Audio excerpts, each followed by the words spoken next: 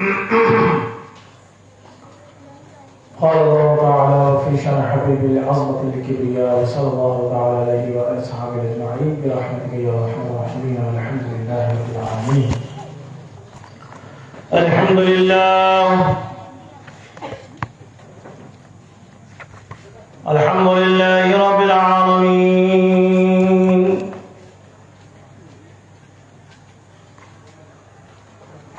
والصلاة والسلام على سيد الأنبياء والأشرف المرسلين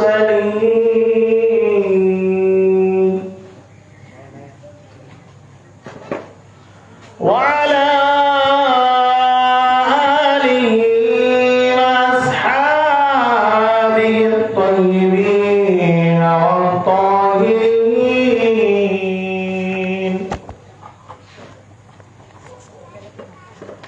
أما بعد فأعوذ بالله من الشيطان الرجيم بفضل بسم الله الرحمن الرحيم.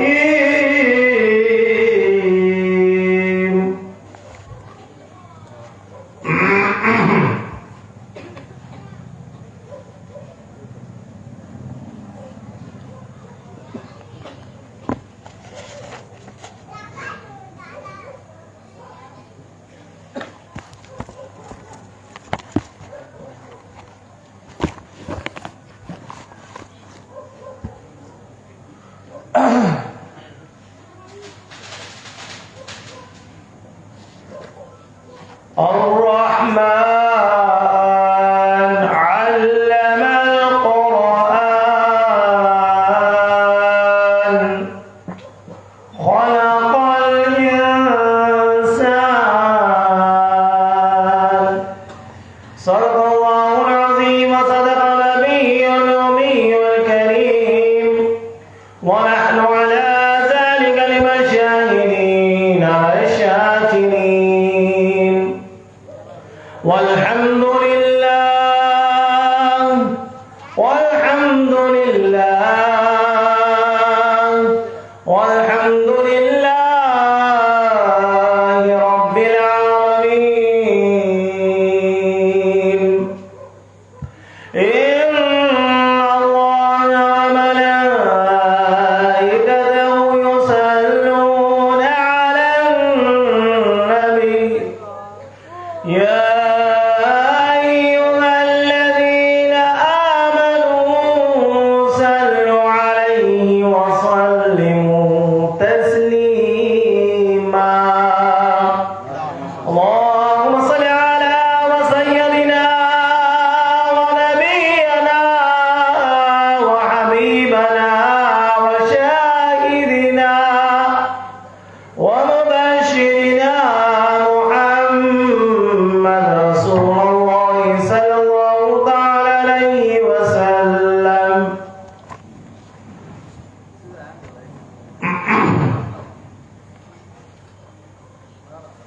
معزز حاضرین و سامعین، السلام علیکم ورحمۃ اللہ وبرکاتہ.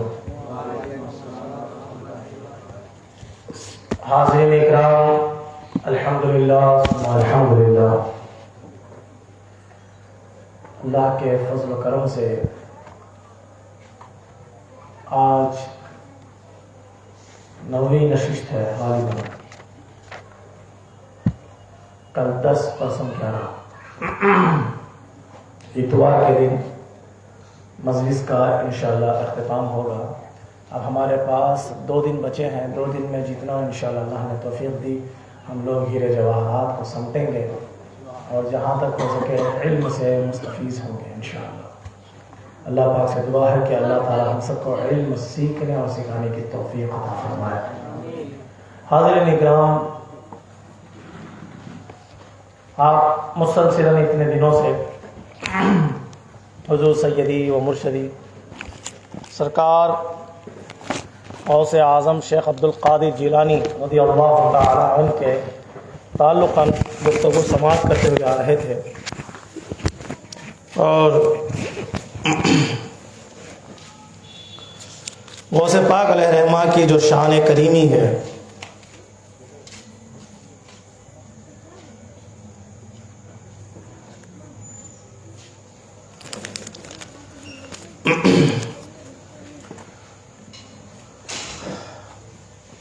حضور غوث پاک علیہ رحمہ کو ہم کیوں مانتے ہیں؟ کیونکہ حضور صلی اللہ علیہ وسلم کے بعد جس نے اہل طریق میں اور دین میں سب سے زیادہ کام جس نے کیا ہے وہ ہے غوث اعظم۔ حالانکہ حکومتی اعتبار سے دیکھیں، اسلامی حکومت کے اعتبار سے ایک ہوتی ہے حکومت، دوسری ہوتی ہے تبلیغ۔ کیا ہے؟ ایک حکومت اور دوسری تبلیغ۔ حکومت اسلام جو حضرت ابوبکر صدیق کے دور میں، عمر ابن خطاب اور عثمان غنی اور مولا کائنات اور حضرت امام حسن مجتبی کے 6 ماہ، یہ عمر ہے، یہ جو مسئلہ ہے یہ آ کر حکومتی ہے، حکومت اسلام۔ یہ ایک ہوتی ہے دین کی تبلیغ، جو اس میں تمام صحابہ بھی شامل ہیں، لیکن سب سے زیادہ جس سے لوگ مستفیض ہوئے، جس کی باتوں سے، جس کے عمل سے جوخ بجوخ، جس میں اللہ تعالیٰ قرآن مجید میں سورہ نصر کے اندر ارشاد فرماتا ہے، اذا جاء نصر اللہ والفتح وَرَأَيْتَ النَّاسَ يَدْخُلُونَ فِي دِينِ اللَّهِ أَفْوَاجًا۔ اللہ فرماتا ہے کامیابی آ کر رہے گی، اللہ نے کامیابی عطا فرمائی ہے۔ اِذَا جَاءَ نَصْرُ اللَّهِ وَالْفَتْحُ، اللہ تعالیٰ نے اے حبیب آپ کو کامیابی عطا فرمائی۔ وَرَأَيْتَ النَّاسَ يَدْخُلُونَ فِي دِينِ اللَّهِ أَفْوَاجًا، جو آپ دیکھ رہے ہیں قبیلے قبیلے، خاندانوں کے خاندان اسلام میں جوخ بجوخ داخل ہوتے آ رہے ہیں، بڑے بڑے۔ تو حضور کے بعد جس نے دین میں اتنا بڑا کام کیا ہے وہ سیدی غوث اعظم، جس کے عمل سے، جس کے کردار سے، جس کے واعظ و نصیحت سے غیر مسلم اسلام قبول فرماتے۔ غوث پاک جس راہ میں نکل جاتے وہاں ہر کوئی مسلمان بن جاتا۔ یہ غوث اعظم کی شان کریمی ہے۔ تو بہت سے اللہ کے بندے ایسے بھی ہیں جو دین کی تبلیغ آج بھی کر رہے ہیں، الحمدللہ، اللہ ان کو مبارک کرے۔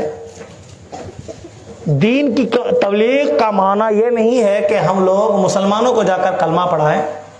بے شک مسلمان دین سے تھوڑے ہٹے ہوئے ہیں، ان کو تھوڑا ہٹاؤ بھائی یہاں سے، بھائی کو ذرا پریشان ہو رہی، سب جنے یہ کرنا ہوگا چونکہ پریشان ہوتی ہے۔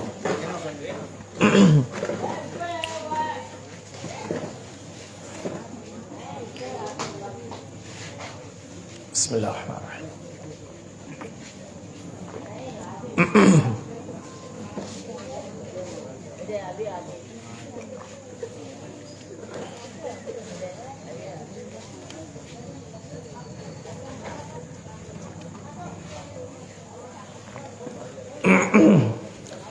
باواز بلند درود شریف پڑھے، اللہم صلی علی سیدنا محمد المعادن الجود والمنبر والحکم والکرم، صلاۃ و سلام علیک یا رسول اللہ صلی اللہ علیہ وسلم۔ حضور نبی اکرم صلی اللہ علیہ وسلم کے بعد امت محمدی میں جو سب سے بڑا کام ہوا ہے وہ غوث پاک کے ذریعے سے ہوا ہے۔ ایک وقت یہ تھا کہ حضرت امام حسین کے زمانے میں دین کمزور ہو گیا تھا، تو امام حسین نے اپنے خاندان کا خون دے کر اسلام کو زندہ فرمایا۔ بہت سے لوگ اس پہ بھی شکایت کرتے ہیں اسلام مردہ ہو گیا تھا، کیا زندہ کرنا؟ تو بولتے ہیں یاد رکھیں، اس سے مراد اسلام کو نئی زندگی دی، اس سے مراد کیا ہے؟ اسلام کے ڈھونگ میں یزید نے بڑا فتنہ پیدا فرمایا تھا، بڑا فتنہ۔ شراب پیتا، عورتوں کی تذلیل کرتا، عورتوں کو بازاروں میں جہاں چاہے وہ چاہتا وہاں ان کو بنا کپڑوں کے نچاتا۔ وہ جب وقت ملتا اس وقت جا کر نماز پڑھا تھا، شراب کی حالت میں نماز پڑھا تھا. یہ یزید کا معاملہ تھا. اگر سے امام حسین کربلا میں اس وقت کھڑے نہیں ہوتے تو خدا کی قسم وہ دین نہیں ملتا جو نبی نے دیا تھا، بلکہ یزید جو دین دیتا تھا وہ مل جاتا. تو اس وقت جب دین پر جو کمزوریاں آئی تھیں، حکومت کی دباؤ میں جو لوگ گناہوں کی لذتوں میں مشغول ہو گئے تھے، امام حسین نے اپنا خون دے کر اسلام کو پھر نئی زندگی عطا فرمائی. اس کے بعد ایک مرتبہ سرکار غوث پاک علیہ رحمہ اپنے خانقاہ میں بیٹھے ہیں، ایک بوڑھا آیا لکڑی ٹیکتا ہوا.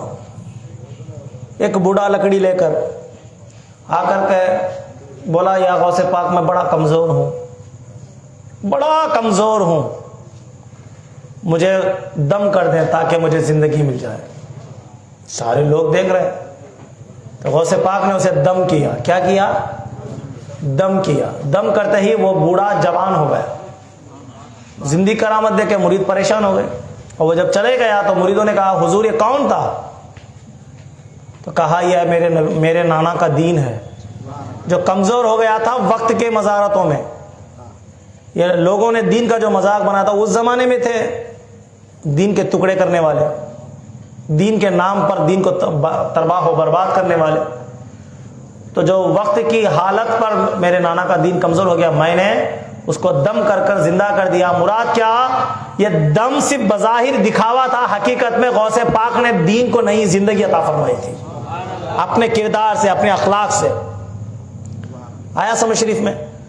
غوث پاک علیہ رحمہ جہاں ضرورت ہوتی وہاں پر کرامتوں سے دین کی تبلیغ کرتے، جہاں ضرورت ہوتی عمل سے تبلیغ کرتے، جہاں ضرورت ہوتی واعظ و نصیحت سے تبلیغ فرما. غوث پاک کے پاس 3 کام تھے. یہی 3 کام حضور نبی اکرم صلی اللہ علیہ وسلم کے پاس بھی تھے. حضور جہاں ضرورت ہوتی وہاں معجزہ دکھاتے، اور جہاں ضرورت ہوتی واعظ و نصیحت فرماتے، جہاں ضرورت ہوتی وہاں اخلاق سے دین سمجھاتے.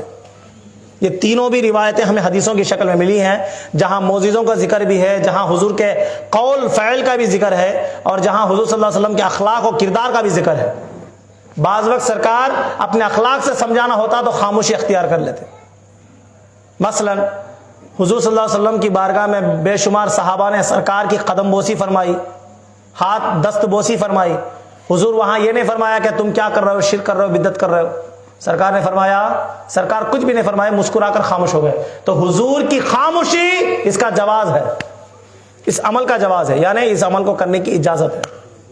اب آج بہت سے لوگ بولتے ہیں کہ پاؤں پڑنا حرام ہے، ہاتھ چومنا حرام ہے، یہ شرک ہے، یہ بدعت ہے. بولا نعوذ باللہ استغفر اللہ من ذالک.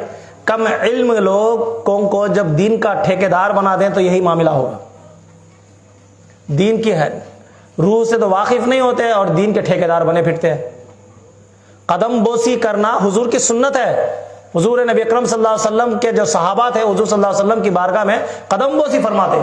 حضرت ابو بکر صدیق سے روایت ہے، حضرت عمر ابن خطاب سے روایت ہے. میرے پاس ایک کتاب ہے، قدم بوسی اہل حدیث اور جماعتوں کی روشنی میں. میرے پاس ایک کتاب ہے، اور میں لاسٹ ٹائم جو بولا نا، سب سے خطرناک فتنہ یہ دور کا کون سا ہے؟ اہل حدیث کا ہے. اہل حدیث سب سے بڑا فتنہ ہے. وجہ اس کی یہ ہے، یہ میرے پاس کتاب ہے فتنہ اہل حدیث. اس کے اندر انہوں نے دین کے اندر کیا کیا مکاریاں کی ہیں، اس کے اندر اس کا ثبوت ہے. اور ہمارے شہر میں الحمدللہ ان لوگوں کا چکر نہیں ہے. اور سننے میں آیا کہ آج کل پھر یہ لوگ کچھ کوششیں کر رہے ہیں، ان کو سپورٹ دوسرے گاؤں والے بھی کر رہے ہیں. بہرحال فتنہ لانے کے لیے کوششیں کر رہے ہیں، لیکن ان لوگوں کو پتہ نہیں کہ یہاں پر ابھی بھی حسینی زندہ ہے، ابھی حسین کی اولاد زندہ ہے. یزید جتنا چاہے کوشش بھی کر لے، ضرورت پڑنے پر حسینی زبان سے مقابلہ کریں گے. اگر سے ضرورت پڑے تو اپنی گردنیں بھی کٹا دیں گے انشاءاللہ. سمجھ میں آنا؟ کیونکہ ہم لوگوں کو اللہ کے رسول کا سب سے بڑا فضل ہے کہ اللہ تعالیٰ نے ہمیں یزیدیوں میں نہیں پیدا کیا بلکہ حسینیوں میں پیدا فرمایا. ہمارا بچہ بچہ امام حسین کا عاشق ہے. معزز سامعین کرام، حضور سیدی غوث اعظم علیہ رحمہ کے جو اخلاق و کردار و بیانات ہیں، اس پر ہم تھوڑی توجہ ڈالیں. غوث پاک علیہ رحمہ کی جو واعظ و نصیحت ہے، اس کے بارے میں بے شمار روایتیں ملتی ہیں ہمیں. ایک مرتبہ کیا ہوا، غوث پاک کی ایک مریدہ ہیں. دیکھیے غوث پاک کس طرح مریدوں کی حفاظت فرماتے. دستگیر کا معنی ہے دستگیری کرنے والا، بچانے والا. کیا معنی ہے؟ اس پر بھی یہ لوگوں کو بڑا اعتراض ہے. میں بولتا ہوں چل بیٹا قیامت میں دیکھ لیں گے تمہارا انجام. دنیا میں جو تو ہوگا انشاءاللہ جو ہوگا قیامت میں بھی تمہارا انجام دیکھیں گے. ہم غوث پاک کو دستگیر مانتے ہیں اللہ کی عطا سے. ہم غوث پاک کو اللہ نہیں بولتے، اللہ کا ولی مانتے ہیں. ہم لوگ توحید والے ہیں. توحید کا معنی آپ کو میں نے سمجھا دیا نا، اللہ کی یکتائی یگانا اور اللہ کے برابر کسی کو اس کی ذات اور صفات کے مقابلے میں اللہ کے نبی کو بھی نہیں کھڑا کر سکتے. یہ توحید ہے اور ہم پکے توحید والے ہیں. وجہ کیا؟ ہم اللہ کو اللہ، نبی کو نبی، ولی کو ولی مانتے ہیں. کسی کو ایک دوسرے سے بڑھاتے نہیں. غوث پاک سے بے انتہا ہمیں محبت ہے. کس لیے؟ اللہ کی رضا کے لیے. ہم غوث پاک سے محبت کیوں کرتے ہیں؟ اللہ کا قرب پانے کے لیے. اور اللہ تعالی قرآن مجید برہان الرشید میں ارشاد فرمایا قل ان کنتم تحبون اللہ فاتبعونی یحببکم اللہ. اے پیارے ان سے کہہ دو کہ جو لوگ میری محبت کے متمنی ہیں، اے میرے پیارے ان سے کہہ دو کہ وہ تمہاری پیروی کرے تو میں خود ان سے محبت کروں گا.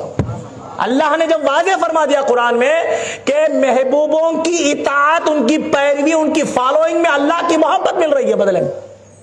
بلکہ اللہ نے یہ نہیں فرمایا کہ تم مجھ سے محبت کرو، فرمایا کل ان کنتم تحبون اللہ. اے حبیب آپ فرما دیجئے جو اللہ کی محبت چاہتے ہیں، فاتبعونی فاتبعونی، وہ تمہاری اطاعت کرے، تمہاری پیروی کرے، تمہارے بتائے ہوئے راستے پر چلے. یحببکم اللہ، بدلے میں انہیں کیا ملے گا؟ تمہارے راستے میں چلنے سے، تمہارے بتائے ہوئے راستے پر چلنے سے، تمہارے بتائے ہوئے طریقے پہ چلنے سے ان کو بدلہ کیا ملے گا؟ تو اللہ فرماتا ہے یحببکم اللہ، بدلے میں اللہ خود ان سے محبت فرمائے گا. ہم محبوبوں سے محبت ہم اپنے آپ نہیں کر رہے بلکہ اللہ ہمیں کرا رہا ہے. اب یہاں کیا فرمایا؟ یہاں محبت کا ذکر نہیں، یہاں پیروی کا ذکر ہے، اطاعت کا ذکر ہے. ہم غوث پاک سے تو محبت کرتے ہیں لیکن غوث پاک کے بتائے ہوئے راستے پر نہیں چلتے. یہاں بتانا مراد کیا ہے؟ فاتبعونی، تم اطاعت کرو ان کی، ان کے بتائے ہوئے راستے پر چلو، جب اللہ کی محبت ملے گی. یاد رکھیں ہر مسلمان مرد عورت کے لیے ضروری ہے کہ اللہ کی رضا حاصل کرے، اللہ کی خوشنودی حاصل کرے، اللہ کا قرب حاصل کرے، اور اللہ کی رضا کے لیے ہی اللہ کے ولیوں سے محبت کرے. اب فاتحہ بھی گھر میں دلائیں تو اس پر عقیدہ یہ رہنا چاہیے ہمارا کہ جب فاتحہ دلائیں تو ارادہ یہ ہو کہ اے اللہ یہ فاتحہ کا کھانا فقط تیرے لیے ہے اور اس کا ثواب تیرے فلاں ولی کے لیے ہے. ارادہ یہ ہونا چاہیے. ہر عمل، ہر فعل اللہ کی رضا کے لیے، کیونکہ اللہ کی رضا موسٹ امپورٹنٹ ہے. یہ سب سے پہلی چیز. ایک مرید تھی غوث پاک کی، تو اس عورت کا ایک معشوق تھا. کون؟ اب وہ عورت کے اوپر ڈورے ڈالنے لگا لیکن وہ عورت ملتی نہیں تھی اس کو. وہ اس سے لذت گناہ چاہتا تھا لیکن وہ عورت نہیں ملتی تھی. ایک دن وہ شہر کے باہر ایسے ہی گئی تو وہ پیچھے پیچھے اس کا فالو کرتا ہوا اس کے پیچھے نکل گیا. جب اس عورت کو ایک پہاڑ کے کنارے پر اکیلا پایا تو اس کے اوپر ٹوٹ پڑا.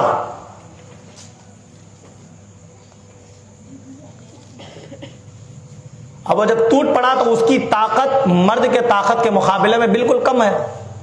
اب وہ اپنے آپ کی بچاؤ کرنا چاہیے، اپنی عصمت کو بچانا چاہیے، اپنی عزت کو بچانا چاہیے، لیکن وہ اس پر حاوی ہو چکا تھا لذت گناہ کے باعث.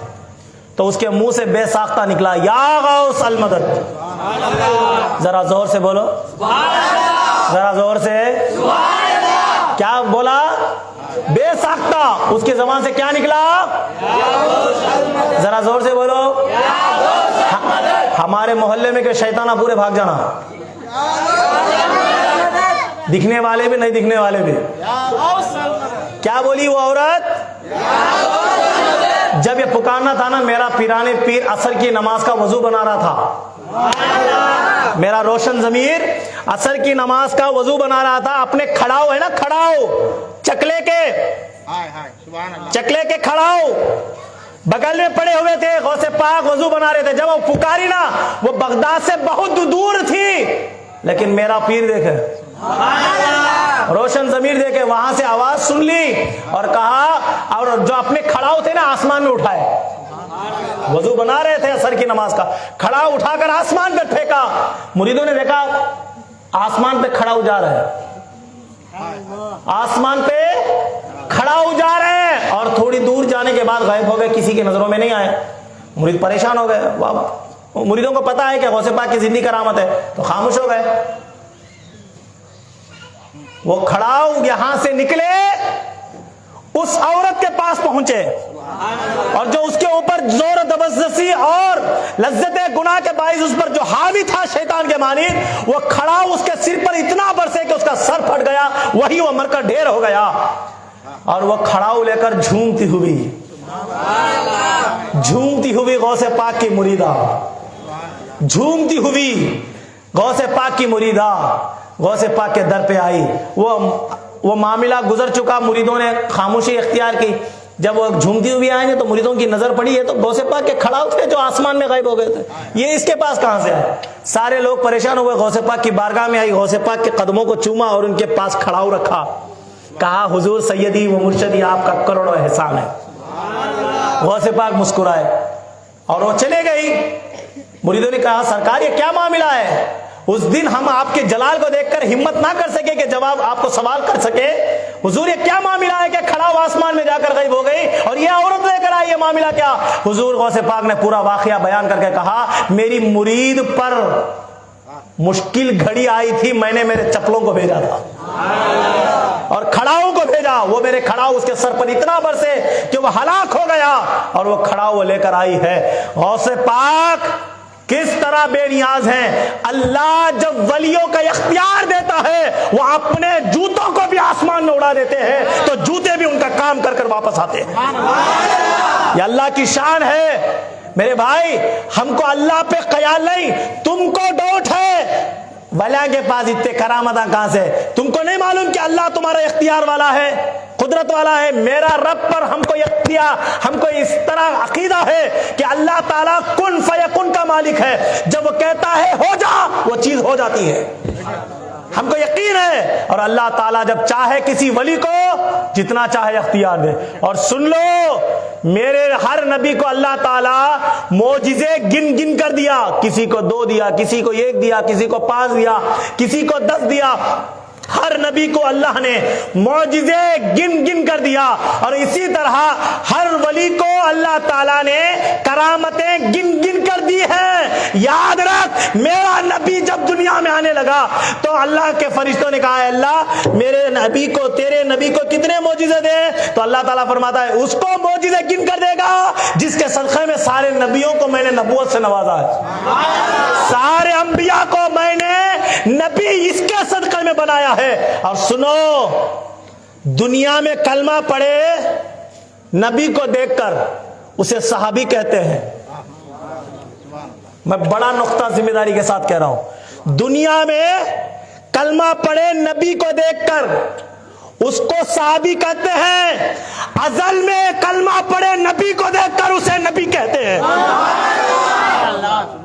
سب سے بڑی ذمہ داری کی بات، دنیا میں نبی کو بشر کے صورت میں دیکھ کر کلمہ پڑھا اس کو صحابی کہتے ہیں، اور ازل میں جو مصطفیٰ کو نور کی شکل میں دیکھ کر کلمہ پڑھا اسے نبی کہتے ہیں۔ اب آؤ جس طرح سارے نبیوں کو معجزہ گن کر دیا، میرے نبی کو سراپا معجزہ بنا کر بھیجا، اس طرح ہر ولی کو معجزہ گن کر دیا، جب غوث کی باری آئے اللہ تعالیٰ نے سراپا کرامت بنا کر بھیجا ہے، سراپا کرامت بنا کر بھیجا۔ میرے نبی کا، میرے غوث کا بیٹھنا بھی کرامت، میرے غوث کا بولنا بھی کرامت، میرے غوث کا چلنا بھی کرامت، میرے غوث کا دیکھنا بھی کرامت۔ ہم ایسے پیروں کے اوپر توکل نہیں رکھتے جو ہمارے جیبوں پر نظر رکھتے ہیں، ہم وہ عبد القادر کے غلام ہیں جو ایک نظر میں دلوں کا حال بتا دیتے ہیں۔ ہم غوث اعظم شیخ عبد القادر کے چاہنے والے ہیں، اور یاد رکھیں میرا پیر کیسا ہے۔ اور ایک مثال بتاؤں، حضرت ابو سعید عبداللہ بن احمد بن علی بغدادی رحمۃ اللہ علیہ روایت کرتے ہیں کہ میری بیٹی، یہ روایت کب کی ہے، یہ واقعہ کب چلا، 530 پر 7 ہجری میں وقت اور تاریخ کے ساتھ بتا رہا ہوں، 530 پر 7 ہجری میں اسے روایت کرنے والے حضرت ابو سعید عبداللہ بن احمد بن علی بغدادی، انہوں نے اس کو روایت کیا. انہوں نے کہا کہ ایک دفعہ میری بیٹی دختر مسمہ فاطمہ، کیا نام ہے بچی کا، مسمہ فاطمہ، اپنے بال سکھا رہی تھی، اس کو اچانک جنات اٹھا کر لے گیا. کون؟ جنات اٹھا کر لے گیا. خود بیٹی کا باپ یہ روایت فرما رہا ہے، بیٹی کا باپ، میری بیٹی کو جنات مسمت الفاطمہ، اس بیٹی کا نام، اٹھا کر لے گیا. اور وہ بچی کی شادی بھی نہیں ہوئی تھی، کنواری بچی تھی اور 16 سال اس کی عمر تھی. جنات لے گیا. میں روتا ہوا غوث پاک کی بارگاہ میں گیا، حاضر ہو کر سارا واقعہ عرض کیا تو آپ نے مجھے ارشاد فرمایا کہ تم بغداد شریف کے محل خرق کی وادیوں میں جانا، علاقہ بھی بتا دیا غوث پاک، اور وہاں جا کر، وہاں ایک جگہ ہے 5ویں ٹیلے کے قریب، وہاں جا کر بیٹھ جاؤ اور اپنے ارد و گرد زمین پر ایک لکیر کھینچ لو، اور وہ لکیر کھینچتے ہوئے یہ پڑھ کر لکیر کھینچو، بسم اللہ الرحمن الرحیم علی نیتی عبد القادر، یہ پڑھ کر لکیر کھینچو اور کھینچ کر بیٹھ جانا، کچھ بھی نہیں کرنا، صرف بیٹھ جاؤ. صبح صادق جناتوں کا ایک بڑا ٹولہ آئے گا، تم گھبرانا نہیں. بہت سے جنات تمہیں آ کر ڈرائیں گے. ہمارے کو جنات دکھا تو کیا حالت ہوتی، بڑا مزہ ملتا. اما نو مجیدہ کو بھیجتے بچے آئیں گے جنات ماں منہ ہتا کر. ہاں غوث پاک دیکھو کیا حال کر رہے ہیں. بڑے جنات آئے، شریر جنات اسے ڈرانے گئے، وہ کرے. حضور غوث پاک کیا بولے، بڑے شریر جنات آتی ڈراتی لیکن ڈرنا نہیں، تم ایسا ہی بیٹھے رہو، تمہیں کچھ بھی نقصان نہیں پہنچا سکتے کیونکہ تم میرے دائرے میں ہو. دائرہ کھینچ کے بیٹھ گئے. پھر صبح صادق ایک ٹولہ آئے گا جو اس میں سے ایک تخت پر بیٹھا ہوگا، وہ تم سے سوال پوچھے گا، تم اسے بتا دینا تمہاری حالت کیا ہے. تو وہ گھر گیا. جب گھر گئے نا، بیگم صاحبہ سے کہا کہ میں جا رہا ہوں بیٹی کو لانے. عقیدہ دیکھیے. میں عورتوں کی عزت کیوں کرتا ہوں؟ کیونکہ جہاں بھی دیکھو عورتوں نے مردوں کے عقیدے کو مضبوط کیا ہے. جب میری ماں بہنیں عقیدہ مضبوط کرنے آتی ہے نا، تو میرے بھائی اپنے شوہروں کو اللہ کا ولی بنا دیتی ہیں، اور جب بیڑا غرق کرنے پہ آتی ہے نا، شوہر کو شیطان بھی بنا دیتی ہے. دو بھی پہلو ہیں. اب جب آئے نا، بیگم سے بولا کہ میں جا رہا ہوں بیٹی کو لانے. بولے کیسے، تم کو معلوم ہے بیٹی کہاں ہے؟ بولے ہاں، غوث پاک نے فرمایا کہ اس طرح جاؤ. تو بیگم نے یہ نہیں کہا کہ تم کیسے جاؤ گے، جنات ہے وہ ہے. جو ان کی بیوی تھی نا، وہ بھی غوث پاک کی عاشق تھی، غوث پاک کی مرید تھی. کہا جاؤ بے فکر، اور بیٹی کو جلدی لانا. کہ دونوں کو یقین تھا کہ غوث پاک نے کہہ دیا ہے اب بیٹی کہیں نہیں جائے گی، مل جائے گی. اور پانی نہائے، اچھے کپڑے پہنے، عطر وغیرہ لائے، لگائے، نکلے. اور جو غوث پاک نے ایڈریس بتایا وہیں جا کر بیٹھے، اور بیٹھنے کے بعد دائرہ کھینچا، بسم اللہ الرحمن الرحیم علی نیتی غوث پاک یا عبد القادر. دائرہ کھینچ کے بیٹھ گئے. اس کے بعد اچھے اچھے جنات سامنے گئے ڈرانے کے واسطے. انہیں خاموش بیٹھے، سب دائرے کے پاس آ رہی بھاگ رہی، دائرے کے پاس آ رہی بھاگ رہی، دائرے کے پاس. انہیں خود بیٹھا تھا، میں غوث کا دیوانہ رہے بھائی، تمہیں کیا کر لیتی میرے بول کو بیٹھے ہو. اب ہم آئے چل گئے. صبح صادق بڑی فوج آئی جناتوں کی، اور جناتوں کے کندھوں پر ایک بڑا تخت اٹھا ہوا تھا جس پر جناتوں کا سردار بیٹھا. کون بیٹھا؟ جناتوں کا سردار. یہ بحجت الاسرار میں بھی اس کے روایت موجود ہے. اب جب جناتوں کا سردار بیٹھا نا اس پہ، تو جب اس انسان کو دیکھا تو یہ فرماتے ہیں کہ فوراً وہ حکم دیا کہ میرے تخت کو نیچے کرو. تو تخت نیچے کیا گیا. وہ تخت سے اترا، سیدھا اس شخص کے پاس، ان کے پاس آیا. کون؟ حضرت ابو سعید عبداللہ کے پاس. ان کے پاس آیا اور دو زانوں ہو کر بیٹھ گیا ادب سے. جناتوں کا سردار، اس وقت کے تمام دنیا کے جناتوں کا سردار تھا وہ. اس وقت کے تمام جناتوں کا سردار دونوں زانوں میں آ کر بیٹھ گیا. بیٹھ کر فرمایا تو کون ہے؟ اور تو میرے غوث، میرے سردار، میرے آقا عبد القادر کا ایثار بن کر کیوں بیٹھا ہے؟ کیا بتا رہا ہے؟ میرے آقا، میرے سردار عبد القادر کے نام کا ایثار بن کر کیوں بیٹھا ہے؟ تیرا مسئلہ کیا ہے؟ کہا میری بیٹی گم گئی ہے اور تمہارا ایک جنات تمہارے نسل کا میری بیٹی کو لے کر چلے گیا ہے. میں نے غوث پاک کی بارگاہ میں شکایت لگائی تو غوث پاک نے کہا جا کر ایثار باندھ کر بیٹھنا، تیری بیٹی مل جائے گی. غوث پاک کا حکم ہے. اتنا سننا تھا. وہ جنات نے تمام اپنے خدام سے کہا جاؤ فلانا کون مردود ہے وہ جنات جو اس کی بیٹی کو لے گیا، فوراً پکڑ کر لاؤ. سارے جنات بھاگے ادھر ادھر. تو وہ جنات جو ان کی بیٹی کو مسمت الفاطمہ کو لے کر گیا تھا، فاطمہ کو، وہ چین کے پہاڑی علاقے کے ایک غار میں تھا. چین معلوم؟ چائنا کے پہاڑی علاقے میں یہ غار تھی، اس میں وہ بچی کو لے کر بیٹھا تھا. اس کو وہاں سے پکڑے لے کر آئے، سردار کی خدمت میں پیش کیا. بیٹی کو انہوں نے سینے سے لگایا، پیار دیا، بوسہ دیا، بٹھائے اور فوراً یہ حکم دیا اس گستاخ کا سر الگ کرو. جناتوں کا سردار کیا حکم دیا؟ یہ گستاخ کا سر دھڑ سے الگ کرو. وہ پکارتا رہا سردار مجھے کیوں؟ تو وہ کہنے لگا تم نے ہمارے آقا کے مرید کے گھر پر ہاتھ مارا تھا تو تیری سزا سوائے موت کے کچھ بھی نہیں. فوراً تلوار سے سر اڑا دیا، وہ مر گیا. مرتے ہی انہوں چل جانا نا بھائی. پھر پوچھے تمہیں غوث پاک سے اتنا کئی کو ڈرتی ہوں؟ بولے اب چل جانا نا، بیٹی کو بات سے ہے، بیٹی مل گئی، چل جانا. اب اتنا سب دیکھنے کے بعد ہمت آ گئی ان کو، انہیں کیا بھی کر لے سکتے نہیں مجھے. اب بولے تمہیں غوث پاک سے کئی کو اتنا ڈرتی ہوں؟ تو وہ جنات کا سردار کیا بولا؟ انہو ینظر من دارہ الی المرضات منا وہم واقصی الارض. اللہ تعالیٰ جب کسی کو وقت کا قطب بنا دیتا ہے، تمام مخلوق کو، جنات اور انسان سب اس کے تابع ہو جاتے ہیں. اور عبد القادر کے بارے میں تم کہتے ہو حضرت سلیمان علیہ السلام کے بعد جس نے تمام عالم کی مخلوقوں کے اوپر حکومت کی ہے وہ عبد القادر جیلانی ہے. ہم ان کے تابع ہیں. جناتوں کے سردار جس غوث پاک کے قدم چومتے ہوں، وہ غوث پاک کی شان کیا ہے؟ اب دیکھیں غوث پاک کے بارگاہ میں کیسے کیسے مسئلے آتے ہیں، کیسے مسئلے. ایک ماں آ کر کہتی ہے کہ غوث پاک مجھے اولاد نہیں ہے.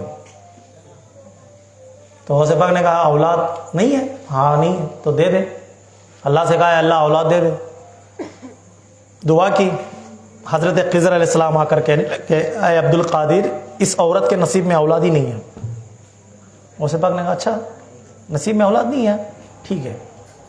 پھر فرمایا اے اللہ اسے اولاد دے. تو اللہ تعالیٰ نے فرمایا عبد القادر خضر نے تو کہا تھا نا کہ اولاد نہیں ہے، اللہ ایک دے دینا. پھر فرمایا اے عبد القادر اولاد نہیں ہے تو کہاں سے دیں؟ تو فرمایا اے اللہ دو. عبد القادر بولے اللہ تین.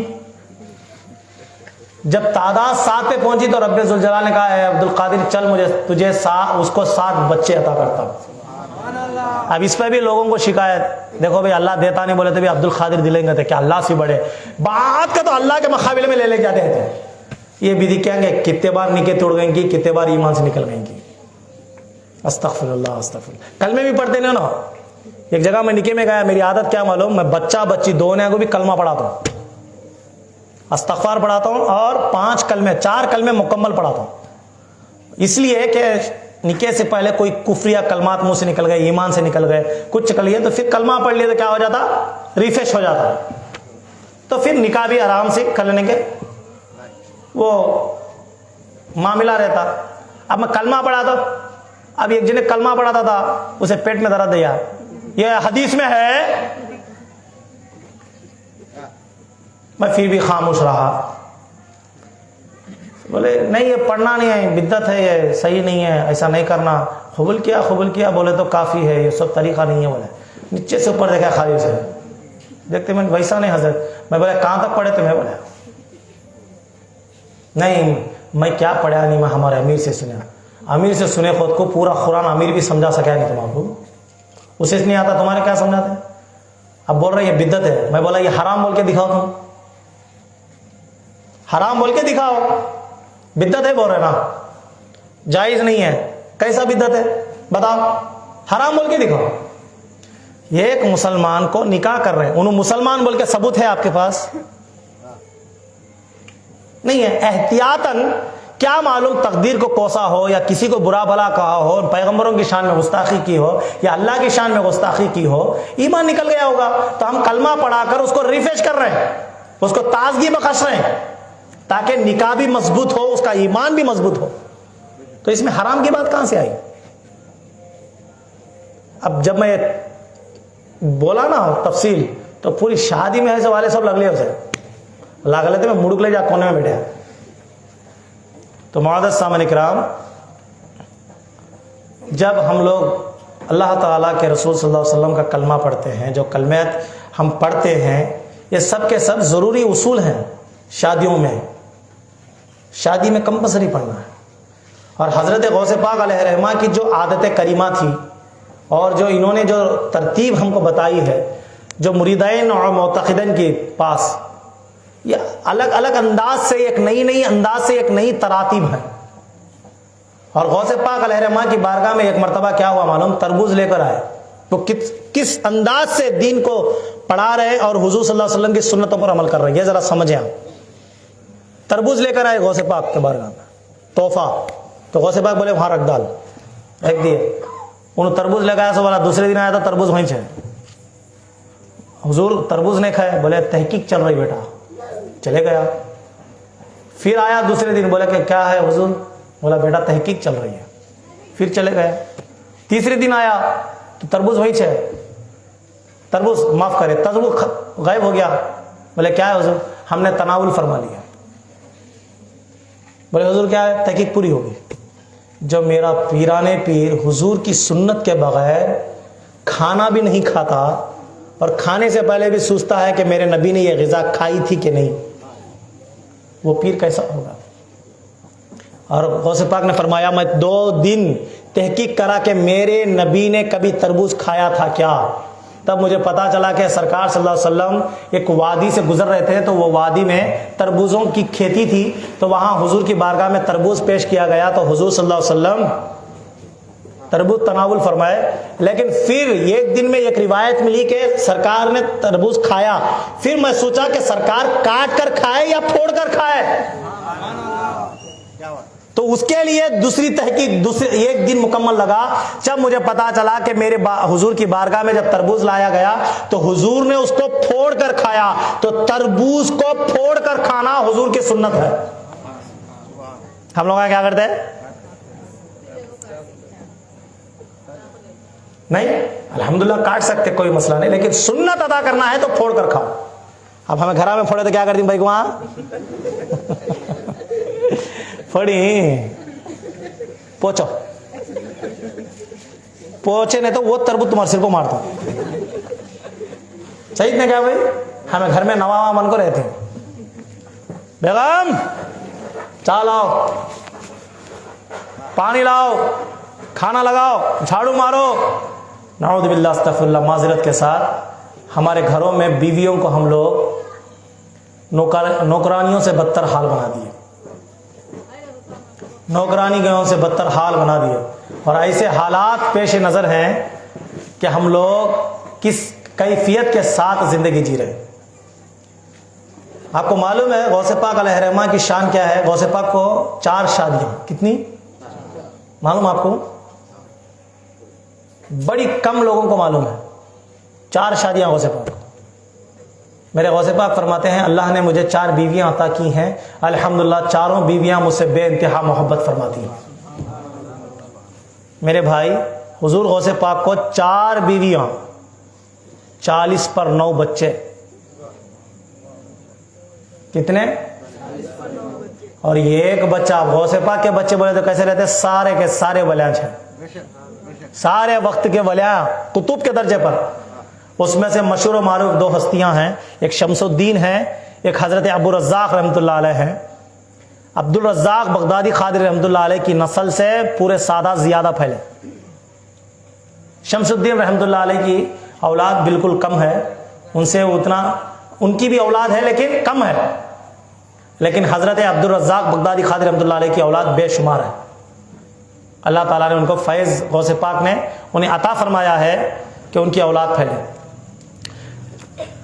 معزز سامعین اکرام، حضور غوث پاک علیہ رحمہ کی بارگاہ میں جب وہ عورت آئی نا سوال کرنے، تو اللہ نے ان کو 7 بیٹے عطا کیے۔ اب اس پر لوگ کیا کرتے؟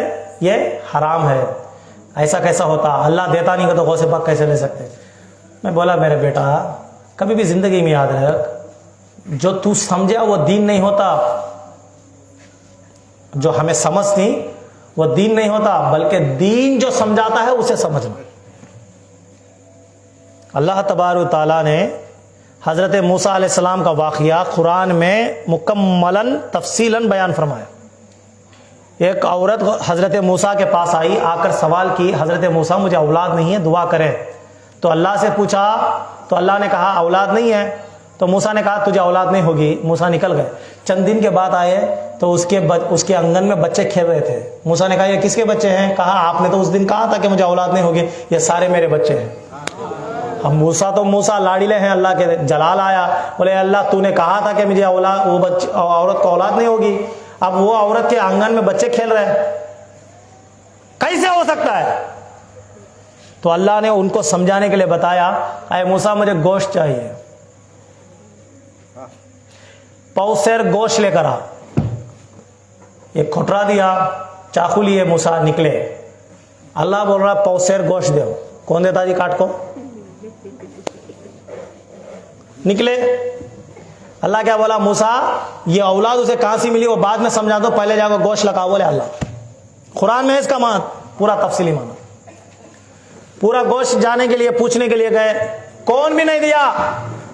مایوس ہو کر جب آنے لگے واپس اللہ کی بارگاہ میں، تو ایک فقیر ملا رستے میں جو بولا اے اللہ کے نبی کیوں مایوس ہو کر جا رہے ہیں، کیا معاملہ ہے؟ تو معاملہ پورا بتایا حضرت موسیٰ نے، تو وہ بولا کہ لاؤ میں دیتا ہوں۔ وہ فقیر لیا، ادھر کا حصے سے گوشت کاٹا، ڈالا، پھر اس کو خیال آیا شاید میرا رب یہاں کا نہیں پوچھا، یہاں کا پوچھا ہوں گا، بول کے پھر وہاں کا کاٹا، پھر یہاں کا کاٹا، نہیں یہاں کا نہیں، یہاں کا ہو سکتا، پھر یہاں کا، پورے جسم کے ہر حصے کا گوشت کاٹ کر دیا، اور وہ زخمی نکل گیا۔ اللہ کی بارگاہ میں موسیٰ گوشت لے کر آئے، اللہ لے گوشت کر دو۔ موسیٰ میں تجھے کیا پوچھا، پاؤسیر گوشت لاگت ہو تو آدمی آگا نے سب کرنے جا کو چاقو لے کو گوشت دیو کو، تو بولا تو بھی آدمیش نے کیا تیرا کاٹ کو دیے جانے، کیا بولا، کیا بولا؟ اے اللہ صحیح تو بولے موسیٰ، بولتے میں یہ گوشت کون دیے گا؟ تو فلانا فقیر دیا۔ کون بھی دیا، کتنا نیک بندہ تھا، کتنا اللہ والا تھا، میں خالی بولتے میں گوشت ایک جگہ کا کاٹے سکا، یہاں کا پوچھا نہیں گیا کہ دوسری جگہ کا ہے گیا کہ دوسری جگہ، پورے جسم کے حصہ کا گوشت دیا اللہ عنہ کا۔ تو اے موسیٰ تو کیا پوچھا تھا پہلے، اسے اولاد کیسا ہوئی؟ یہ فقیر کی دعا سے جو اسے اولاد دیا بولے۔ تو معزز سامعین کرام، جب قرآن میں اللہ بولا کہ موسیٰ اولاد نہیں ہوتی بول کو، تو موسیٰ علیہ السلام ہوتی نہیں بولے، پھر وہ اللہ کا ولی فقیر جب دعا کرا تو اللہ اسے اولاد دے کر قرآن کی نصائح قطعی سے ثابت کرا کہ اللہ تعالیٰ ولیوں کی دعاؤں سے اولاد دیتا ہے۔ ایک موسیٰ کا واقعہ دے کر اللہ نے قرآن میں دلیل دے دی کہ اللہ ولیوں کی دعاؤں سے فقیروں کی دعا، ولیوں کی دعاؤں سے غیر اولاد کو، بانجوں کو جن کی گود اجڑی ہوئی ہے، ان کی گودوں کو اللہ تعالیٰ بھر دیتا ہے، اولاد عطا فرماتا ہے۔ تو میرے بھائی ذرا بتاؤ، موسیٰ کی امت میں جب یہ طاقت ہو کہ دعا کرے اولاد ملتی ہے، میرے نبی کا گھرانے والا، شہزادہ نبوت کا پھول، بغداد کا مسلمان غوث اعظم شیخ عبد القادر جیلانی دعا کرے تو اولاد کیوں نہیں ہوگی؟ قرآن سے ثابت. کبھی قرآن پڑھ کے دیکھو میرے بھائی. سنیاں کو تباہ کرنا، شرک بدعت، اللہ کے رسول ولیان کی ذلت کرنا، اس نیت سے قرآن مت پڑھو، بلکہ اللہ کی محبت سے قرآن پڑھو، سمجھ میں آئے گا. اللہ تبارک تعالیٰ ارشاد فرماتا ہے، حدیث شریف بھی ہے، یضل بہ کثیرا ویہدی بہ کثیرا. قرآن بہت سے لوگوں کو ہدایت بھی دیتا ہے، بہت سے لوگ اس سے گمراہ بھی ہوتے ہیں. میرے بھائی تم ہدایت میں ہونا، تم ہدایت پہ ہونا، تم ہدایت پہ ہونا، تو کس طرح معلوم ہے کہ تمہاری ہدایت ہے؟ اور قرآن بہت سے کو گمراہ کرتا ہے. کس طرح گمراہ کرتا ہے؟ اب دیکھو بہت سے جو نہ بولتے قرآن 21، دین 21، نبی 21، اللہ 21، جماعتاں کئی کو اتنے ہوئی. سوچنے والی بات ہے نا، اتنے جماعتاں کئی کو ہیں. قرآن جب ایک ہے، حدیث جب ایک ہے، دین ایک ہے، نبی ایک ہے، اللہ ایک ہے، نماز ایک ہے، تو جماعتاں اتنے کیسے بنے؟ تو سمجھنے والی بات ہے. اگر سے آپ ریسرچ کریں گے پریکٹیکلی، میں بڑا لاجیکلی بات کرتا ہوں، بے تک کے باتوں نہ کرو، لاجیکل بات کریں گے. 70 سال سے 100 سال پہلے اہل حدیث کہاں تھی؟ پوچھیں. تبلیغی جماعت کہاں تھی؟ جماعت اسلامی کہاں تھی؟ کہاں تھے یہ جماعتیں؟ اہل سنت کا نام کب سے ہے؟ حضور کے زمانے سے ہے. آج تک اہل سنت قائم و دائم ہے. ہم لوگ 1400 سال میں کبھی بھی ہمارا نام نہیں بدلے، لیکن بہت سے لوگ اپنے نامہ بدلا لیں. کتاب بیان کرے تو کتاب کا ورق پھاڑ کو، کتاب کا ورق پھاڑ کو فضائل اعمال بول کو چھاپیں. کتاباں بدلا رہی، جماعت کے نامہ بدلا رہی. اب کون حق پہ ہے؟ معزز سامعین کرام، کبھی بھی زندگی میں یاد رکھیں، کبھی بھی افسوس نہیں کھاؤ، کبھی بھی اپنے آپ کو مایوس نہ کرو، کیونکہ ہماری جماعت اہل سنت و جماعت حق پر ہے. اب لیٹسٹ فیشن کیا نکلا معلوم؟ پہلے ہمارے جملوڈ میں ایک مسجد کا مسئلہ چلا ہے، معلوم آپ کو؟ ایک زمانے میں مرکز تھا، وہ مسئلہ چلا، اہل سنت والجماعت کے ہاتھ میں آ گیا الحمدللہ. وہ مسجد آ گیا نا، تو مسجد میں جو مین مسئلہ کیا چلا تھا؟ پھیٹا نہیں بنتا ہے امام بول کو بولے. پھیٹا بنو بولے تو بدعت. کہاں ہے پھیٹا بننا بولتے تھے؟ پھیٹا پہنتے نہیں تھے لوگ. اتنی وہ جرہ جھبے کے کپڑے میں کیا کرتے ہیں، جھبا لمبا سلا لیتے، ازار بنا لیتے. اب ازار کو، اب ٹوپی پہننا نہیں، کیا کرتی؟ ازار کے کپڑے کو ذرا کٹ کرتے. اس کو ازار بھی دیکھو اتنی چھتی، نواسے کا پیجامہ، نانا کا جھبا، 2 انگل کی ٹوپی، یہاں پہلے کو جاتے. اب پہلے سے کیا کرتے؟ دین تبلیغ، دین تبلیغ بولتے. میں بولتا ہوں میرے بھائی شرعیہ عملیہ بتاؤ. خالی گئے نماز پڑھو، روزہ رکھو. بھائی میں وضو میں نہیں، بھائی اللہ معاف کرتا. بھائی میں غسل میں نہیں، بھائی اللہ معاف کرتا. اب غسل میں نہیں تو بھی اللہ معاف کرتا. کہتا اللہ اسے ٹھیکیداروں دے کو بھیجا، بندے خالی آدمی میرے طرف لے لگا، پاک ہندے ناپاک ہندے سڑکوں ہندے باس پکڑ کو گئے ہندے، میں معاف کرا دوں. سب سے پہلے بدبو ان کے نہیں چاہتی تھی، 38 لگاتے ہیں اللہ کے بندے. غلطی سی باجوک نماز میں آپ کھڑے ہو گئے تو ایسی بدبو نماز چل جاتی ہماری. نعوذ باللہ استغفر اللہ. معزز سامعین اکرام، میں جتنے لوگ ہیں میں ان سے کس سے بھی اختلاف نہیں کرتا. جو وہ ان لوگوں کا مسئلہ کیا ہے، جیسا جو ان کو بتاتے ہیں وہ حساب سے وہ لوگ چلتے ہیں. میں ان سے مخالف کن سے ہوں؟ ان کے علماء سے، ان کے مفتیان اکرام سے. ہماری مخالفت ان سے ہے، کیونکہ وہ لوگ سارا سب کچھ جانتے ہیں، اس کے باوجود بھی سر نہیں جھکاتے. جس طرح شیطان اکڑا تھا، یہ لوگ بھی اسی طرح اکڑتے ہیں. میں بولتا ہوں بھائی ہاں تو صحیح، بیٹھیں گے کیوں قوم کو برباد کریں؟ تیری جماعت میری جماعت چلا، کیونکہ وہ آنا نہیں چاہتے ہمارے ساتھ. وجہ کیا؟ ان کے اکابروں نے بڑی گستاخیاں کی ہیں نبی پر. نبی صلی اللہ علیہ وسلم کے علم غیب پر حملہ کیا، نبی کی شان میں گستاخیاں کی.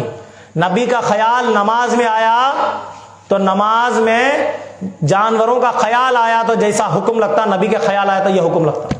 نعوذ باللہ استغفر اللہ.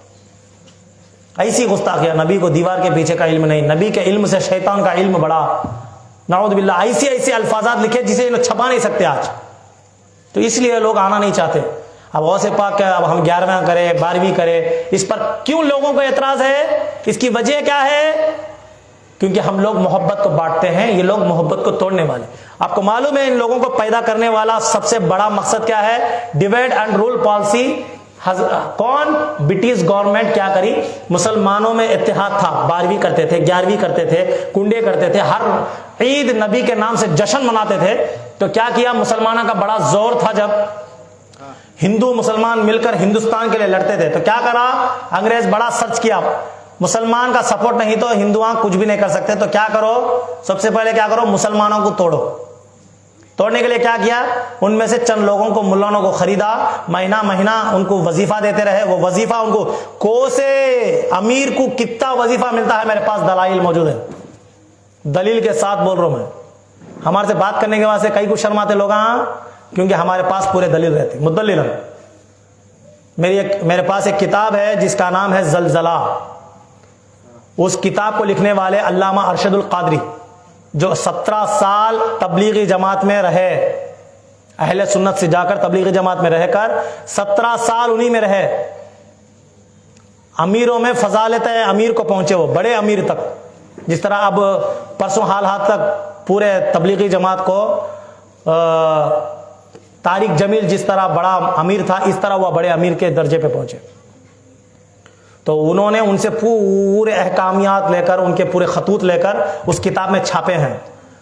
ان کے میں نام نہیں لینا چاہتا، میں اشارہ دے رہا ہوں کہ ان کے بڑے بڑے علماء، بڑے بڑے اکابرین کو برٹش گورنمنٹ کے طرف سے ہر مہینہ وظیفہ ملتا تھا. ہر مہینہ وظیفہ معلوم؟ سیلری. کس کو کتنا سیلری؟ یہ ایک حضرت تو کہاں تک خط لکھے، حضرت تمہیں دیتے سو سیلری سے ہم کو مشکل ہو رہا چلا لینا، اور آدمیاں کو ہمیں ہمارے طرف متوجہ نہیں کر سکتی ہیں، ذرا کھانا کھلانا خرچہ بہت آ رہا، ذرا تمہیں دیتے سو وظیفہ سیلری بڑھا کو دیو بول کو خط بھیجیں. اس میں نیچے ان کی سگنیچر ہے. وہ حضرت ارشد القادری کیا کری؟ وہ خطاں کو بھی چھاپی اس میں. جو لوگوں کی جماعت کا مقصد ہی مسلمانوں کو توڑنے کے لیے بنا ہو، وہ جماعت بھلا دین کی تبلیغ کیسے کر سکتی ہے میرے بھائی؟ اب دیکھیں آپ، جھنڈے جھاڑنے جانا نہیں، پہلے حال جھنڈے جھاڑ کا مسئلہ الگ، درگاہوں کے پاس جانا نہیں، فاتحہ دلانا نہیں، نعوذ باللہ. کیسے اب ایسے لوگ کہاں پھیل رہے ہیں؟ ان کا مقصد ہی ڈیوائڈ اینڈ رول پالیسی. پہلے گھر میں 5 جنے مردوانے بولے تو 5 جنے 21 عقیدے پر اٹل تھے، سب 5 جنے مل کو ایک بڑا جھنڈا اٹھاتے تھے. اب 5 جنے 5 رستے، باپ بولے تو بیٹے کو جمتا نہیں، بیٹا بولے تو باپ کو جمتا نہیں. میں بولتا میرے بھائی دائرے ادب پہ پوچھو، میرے بھائی تم بتاؤ تمہاری اصل کہاں سے ہے؟ اور ایسے حدیثاں کو لے کر کے پیش کر رہی جس کا علم ہی نہیں، اور جا کے کسی دلائل پوچھیں یہ قرآن میں ہے ایسا کرنا جائز کہتے ہیں. 11ویں کرو گے تو صاحب بیانہ میں بولتی نا قرآن میں ہے 11ویں کرنا. تجھے عقل ہے ذری تو موزاں کا بیپار کرتے سوالے کو، پان کا دھندا کرتے سوالے کو، پھولاں کا بیپار کرتے سوالے کو، سیمنٹ کا مزدوری کرتے سوالے کو. ایسے غریب آدمیوں کو کیا پوچھا؟ ان قرآن حدیث کا علم جانتا تھا، یہ کام کر لیتا، انہیں بھی کہاں کی مسجد میں امامت کر لیتا تھا. دم ہے تو ہمیں آگے پوچھو. حضور غوث پاک کی سوانح حیات کے بارے میں ہم لوگ بتائیں گے کہ غوث پاک کی شان کیا ہے. قرآن حدیث سے ثابت کریں گے ہم غوث پاک کی شان کیا ہے. وسیلہ لینا حرام کہتے. بولا سب ایسا بولے تو سب سے پہلے تم لوگ آج حرام کام کر رہے ہیں، کیونکہ تمہارے پورے مدرسے وسیلے سے چل رہے ہیں، چندیاں بہت چل رہی ہیں تمہارے مدرسے. اب چندیاں جاتے سے والے کو بھی ڈیمانڈ کیا ہے؟ دیکھو چندے لینے والے کو کیا معلوم پرسنٹیج 10%, 20%. ابھی ذرا اچھا بات کرنے والا ہے تو 30% ڈسکاؤنٹ. پرسنٹیج ₹1,00,000 لایا تو انہیں اصول کر کو آدمی کا نہیں 30,000 روپے اسے سیلری.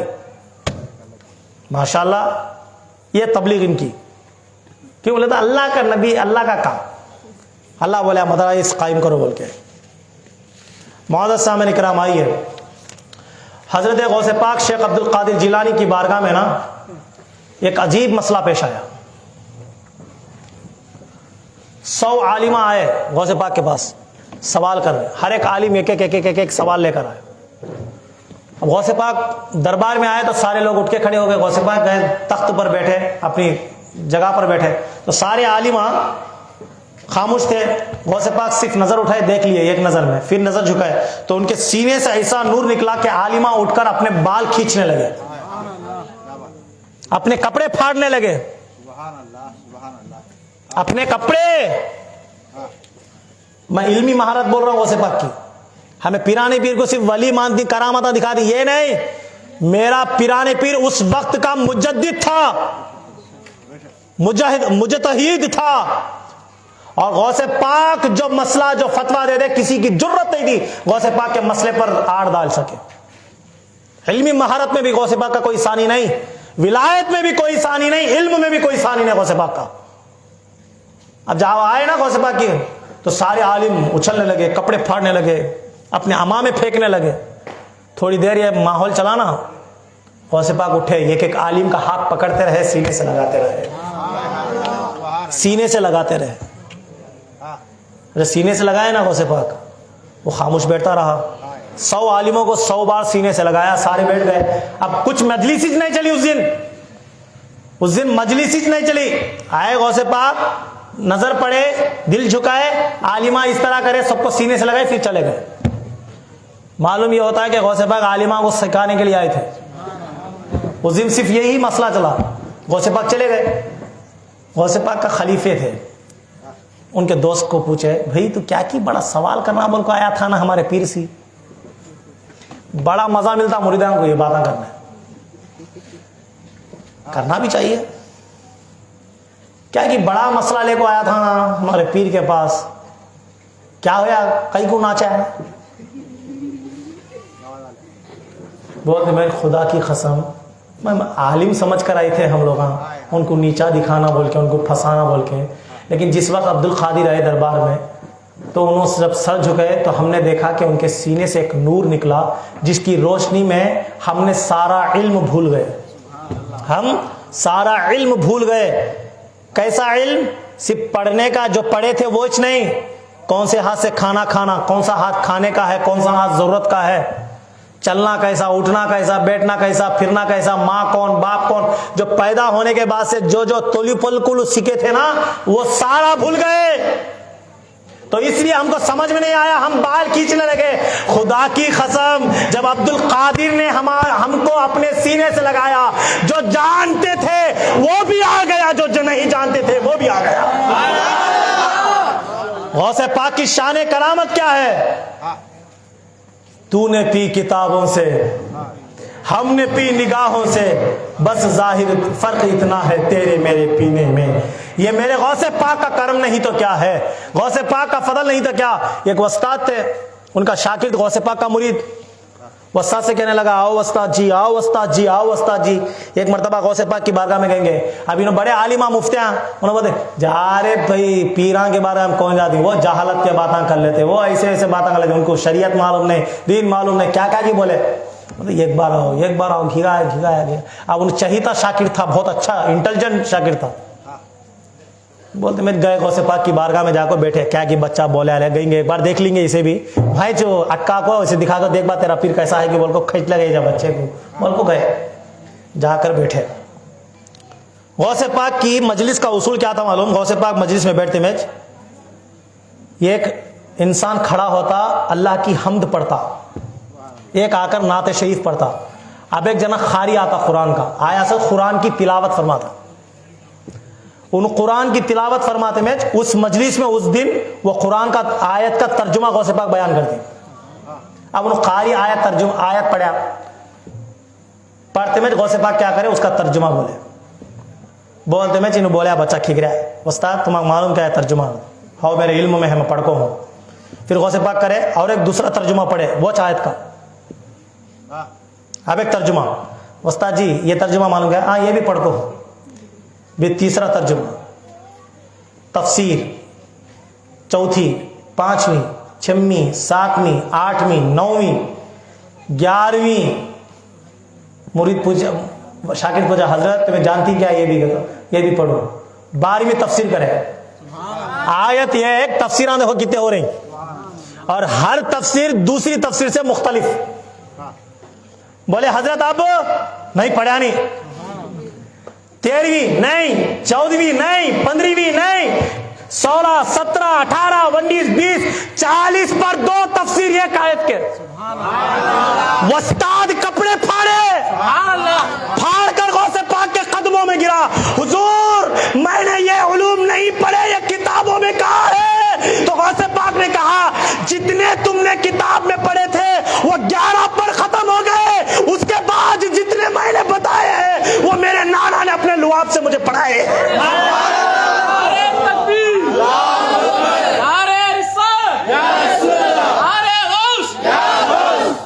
محدث سامعین کرام, غوث پاک کو مولا علی کے در سے صدقہ نہیں ملا, صدقہ گن کر دیا جاتا ہے. ہر ولی کو مولا کائنات, ہر عالم کو مولا کائنات, ہر ولی کو مولا کائنات کے در سے صدقہ ملتا ہے. میرے پیرانے پیر کو مولا علی کے در سے حصہ ملا ہے.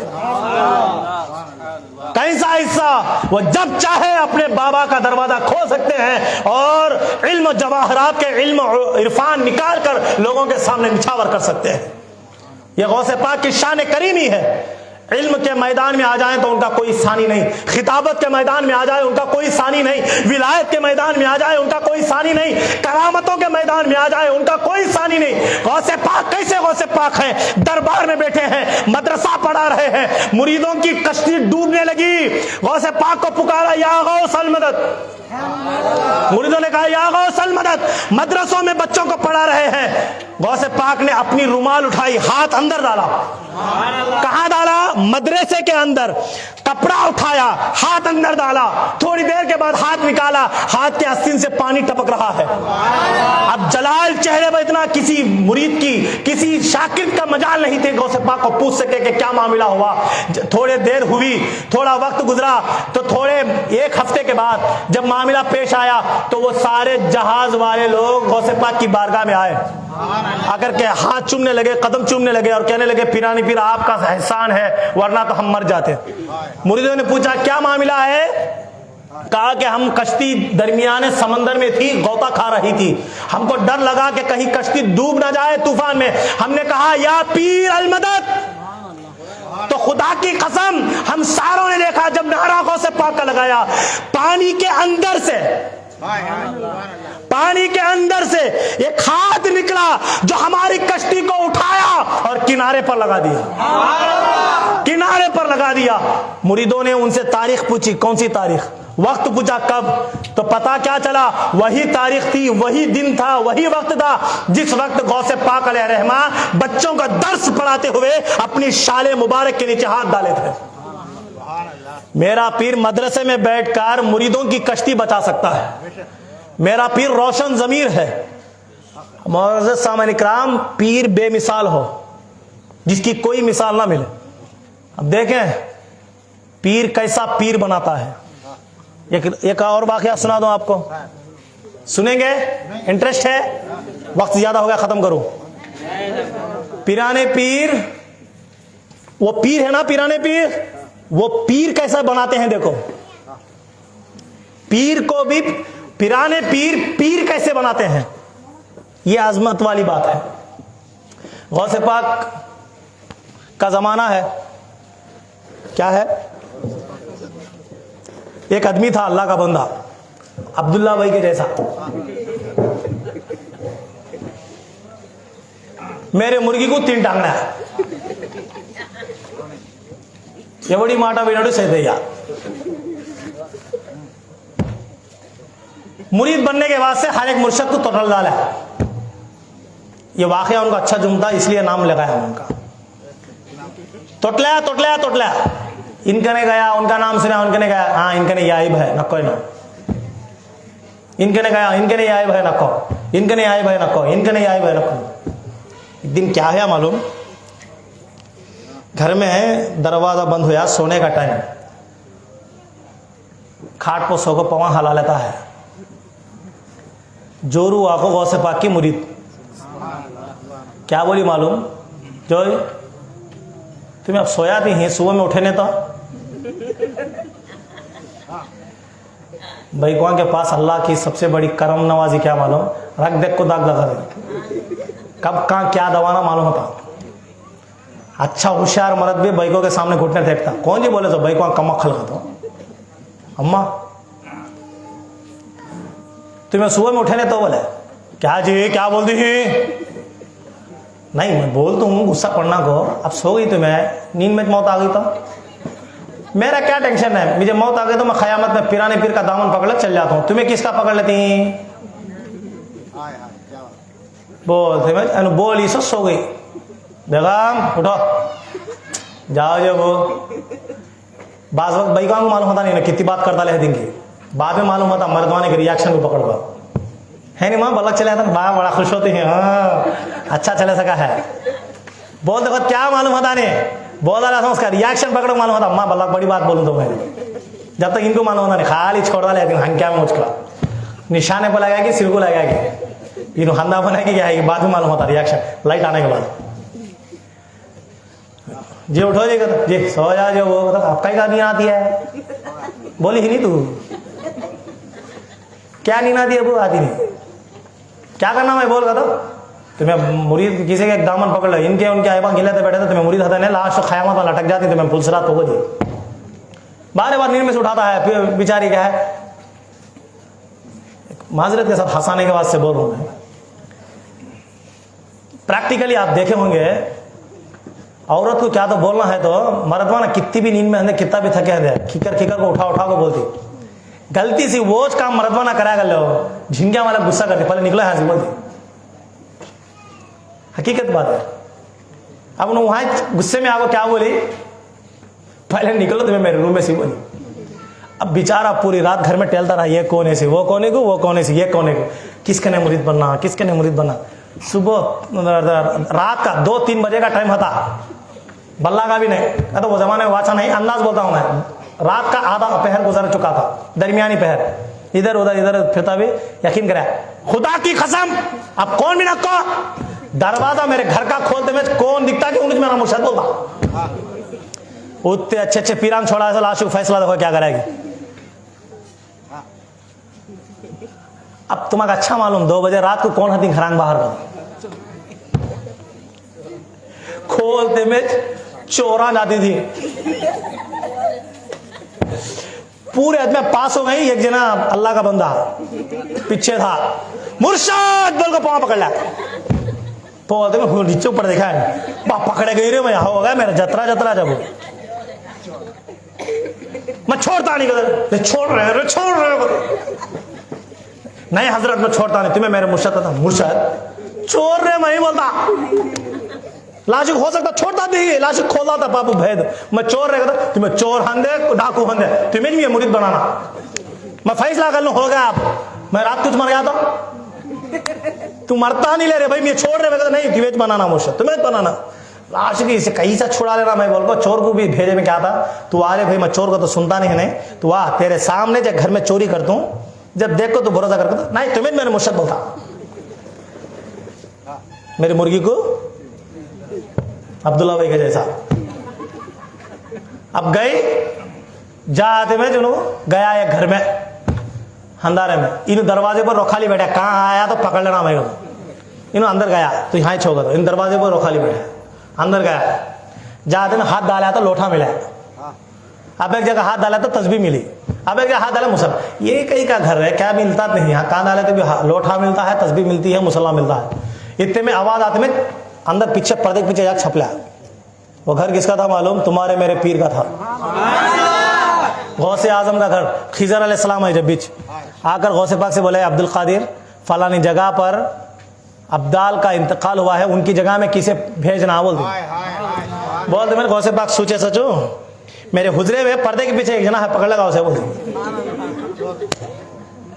हाय हाय पीरों के पीर कैसा बोलते नहीं भाई हमें ये पीरों का पीर बोले बुला लेगा उनको बोल दो बुला लेगा उन डरियादा पकड़ लगा तू अम्मा मुझे क्या करता दिन क्या नहीं हो गई हालत मेरी आते में नीचे से इसे बुला लेगा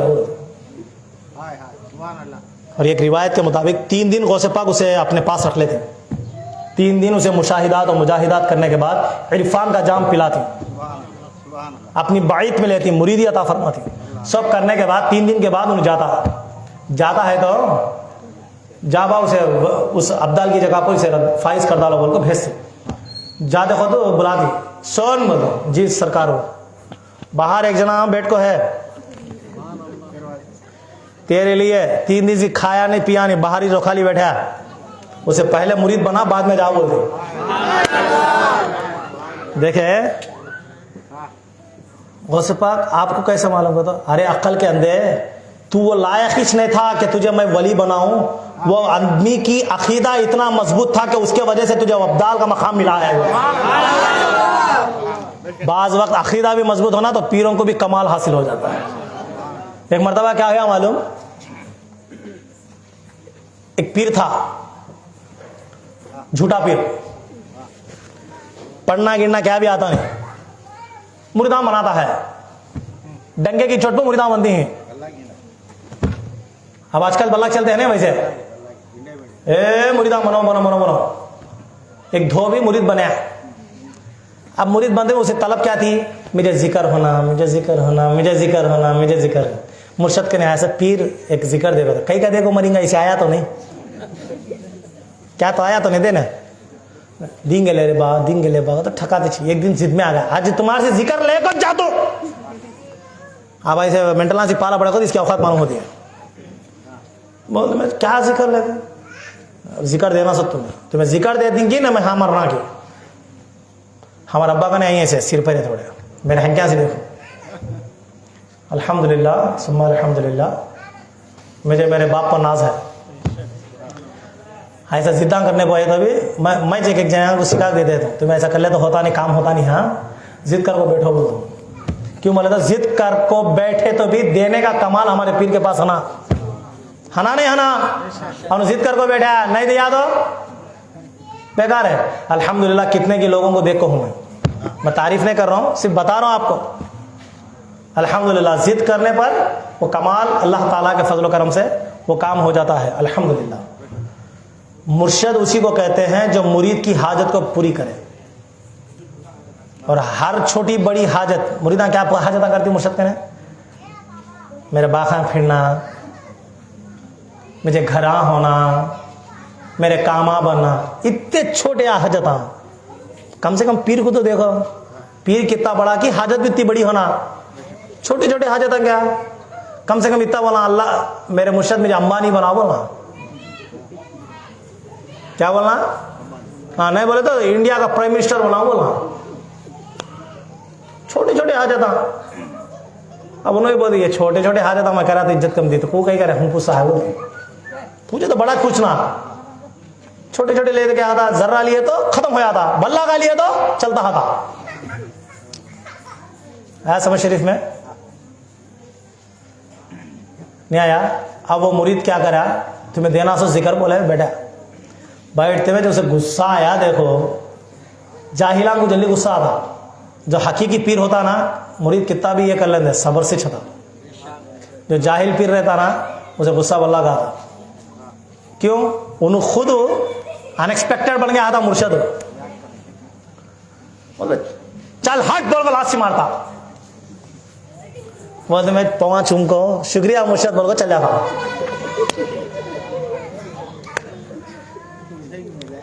ایک مہینے کے بعد دومنی دال ہے ہمارا، دومنی دال میں آنے آئے ہے تھی صاحب. آتے آتے ندی آڑا ہے نہیں، ویسا ندی ایک آڑا آتی ہے. ادھر کو آنا بولے تو جہاز ہونا، ٹھہر کو ہتی. انہیں دھو بھی نہیں، دھو لے تو کپڑے دیکھتا بھی، گانا گا لیتا، ذکر کر لیتا، دیکھتا دیکھے تو مرشد دیکھتے، مرشد بولتا انہیں تھک جاتا، کون آیا رے بڑی بھاگ لے آتا ہے تو ڈر جاتا. اسے میری پوری حقیقت معلوم ہو سکا ہے تو جب ذکران بولا تو لاش سے مارا ہے. اب وہ اسے میرا بھنڈار پھوڑا تھا تو میری عزت کیا ہو جاتی بولو ڈر جاتا. حضرت کے ساتھ 4-5 چھیلے ہیں با میری عزت گئی رے پانی میں بول کر ڈر جاتا، کاپتا تھا.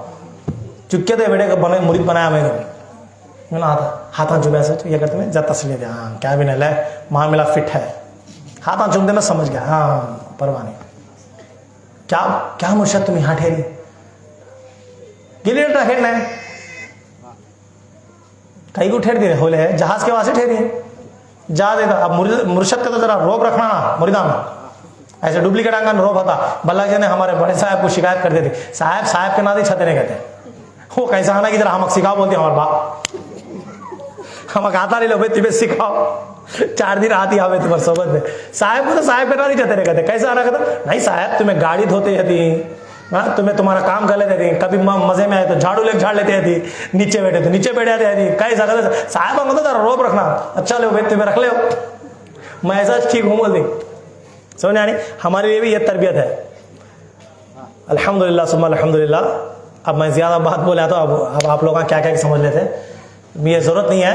बहरहाल अल्लाह ताला आज जो भी मकाम हमें अता फरमाया, हमारे वालिद बुजुर्गवार के जूतों का सदका है अल्हम्दुलिल्लाह। इसे मैं बड़ा फ़ख्र से भी बोलता हूँ, ऐलानिया डंके की चोट पे बोलता हूँ, क्योंकि उनके जो तरबियत है हमको, उनकी जो हमको लेकर चलना है, जो हमारे अंदर की अनानियत, मुझे भी था बचपन में साहब का बेटा मैं, अब पूरा निछड़ गया, क्या भी नहीं साहब का बेटा नहीं, क्या भी नहीं, हमें भी गुलामा चास्ता नहीं क्या खादिमा, समझ में आया ना। तो बहरहाल कई गो है हजरत का, तो जहाज के वास्ते बोले अच्छा बोले हजरत कई गो मजा कर रही, जहाज के वास्ते तुम्हें कहीं इंतजार करना, पानी हुक्म दे हटिया था बोला, बहुत में नीचे से ऊपर देखा है, नीचे से ऊपर देखो कई का बोले तुम्हें हुक्म दे पानी हटिया था, तुम्हारा कहीं को जहाज हो, इन बल्ला को ओवर करता है बोला क्या है ना, कहीं बल्ला का बात करता है, क्या किस्सा है इसका कहता। अब बाजी खिसा चमचे इतना एक्टिंग कर कर कर कर कर आदत से मजबूर, क्या मालूम हजरत हम मालूम नहीं सका तुम्हें उसे क्या जलवा दिखाई की कथा, इन्हें नहीं कि बस बस ले रहे मैं शिकायत से मुझे छोड़ना को आदमी सामने बोला मेरे सामने छोड़ता है तो बोलता, झूठे तारीफ करने वाले आते नहीं चमचे थोड़े साहब के आया समझ शरीफ में।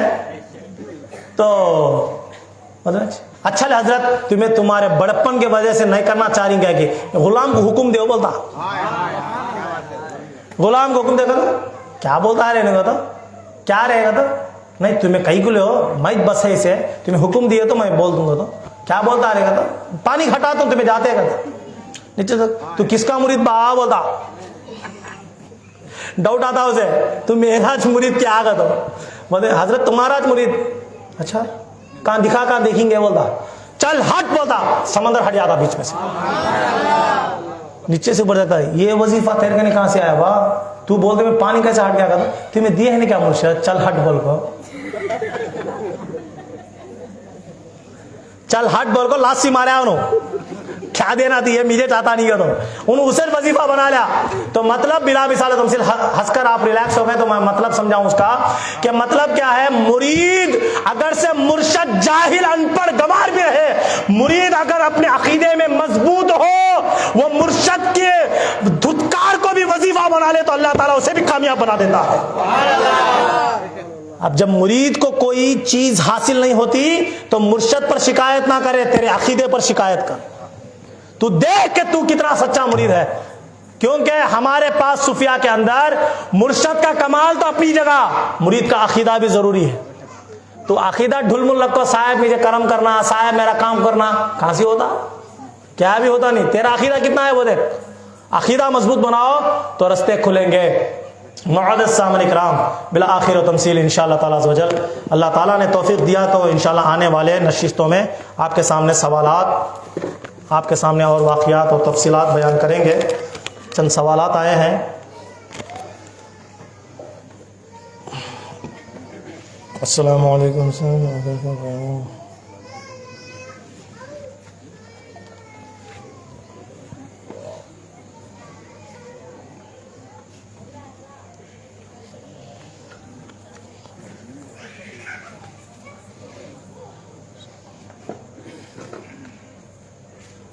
एक जने सवाल करे कि गैर मर्द औरत को सलाम कर सकता है क्या, अगर से वो सलाम करने के बाद गैर मर्द आको उस औरत को जवाब, औरत उस मर्द को आवाज़ से जवाब दे सकती है क्या? नहीं दे सकती माँ, गैर मर्द भी सलाम नहीं कर सकता। बाज़ों के नज़दीक अल मुस्लिम अखुल मुस्लिम अस्सलाम क़ब्ल कलाम का लफ्ज़ है, सलाम करने से, कलाम बातचीत करने से पहले सलाम करो, इससे मुराद है कि बात करने से पहले सलाम करो।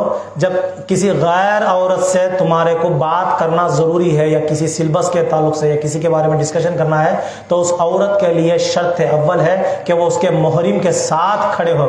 मुहरिम कहते हैं भाई को, और باپ کو اور چاچا کو اور ماموں کو، ماموں بھی محرم ہوتا ہے، اور نمبر 5 اس کا شوہر، یہ 5 لوگوں میں سے کسی ایک کو، یا اس کا بیٹا ہے، اس کا بیٹے کی عمر 8 سال سے زیادہ یا 10 سال سے زیادہ ہے تو وہی وہ محرم کے حقوق میں آتا ہے، تو اتنے عمر کا بچے کو ساتھ میں رکھ کر اس غیر مرد سے بحالت ضروری، کوئی ضروری مسئلہ ہے تو بات کر سکتی ہے۔ سلام کا جواب عورت نہیں دے سکتی، خاموشی کے ساتھ دے سکتی ہے۔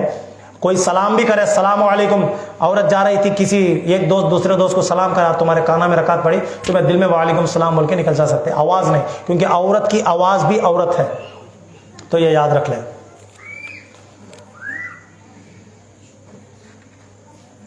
سادگی کے ساتھ شادی کرنا حلال ہے یا حرام؟ سادگی کے ساتھ شادی کرنا سنت ہے، حلالش نہیں، سنت، افضلین سنت۔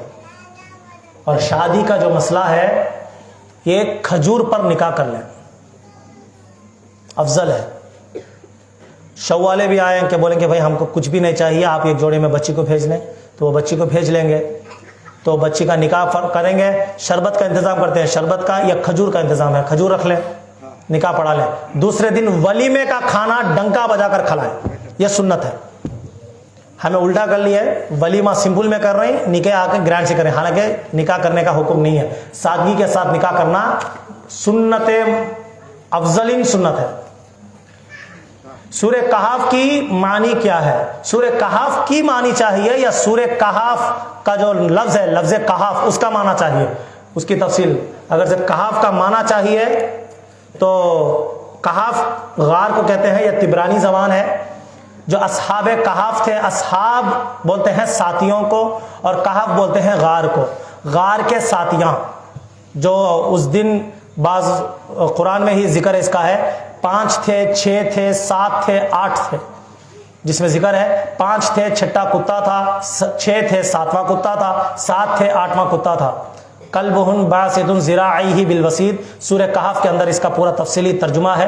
ترجمہ آپ کو چاہیے سورہ کہف کا، تو یہاں وقت کی مناسبت نہیں کہ پورے سورہ کا آپ کو ترجمہ سنا سکوں، صرف لفظ کا ترجمہ ہے۔ کہف بولے تو غار کو بولتے ہیں، جہاں پر اللہ کے جو ولیاں ہیں، جو عیسیٰ علیہ السلام پر ایمان رکھنے والے تھے، انہوں نے اس زمانے میں یہودیوں کے ظلم سے بچنے کے خاطر شہروں سے نکل کر انجیل کو ایک جگہ رکھ کر محفوظ کر کر اپنی جگہ پر آ کر غار میں چھپ کر سو گئے تھے، جہاں پر ایک کتا ان کی رکھوالی کرتا تھا، اور اللہ تعالیٰ نے غائب سے ایک پتھر کو آڑ کر دیا تھا جہاں پر غیروں کا نظر ان پر نہ پڑے، تو یہ لوگ مسلسلاً 300 سال سوتے رہے، 300 سال کروٹیں۔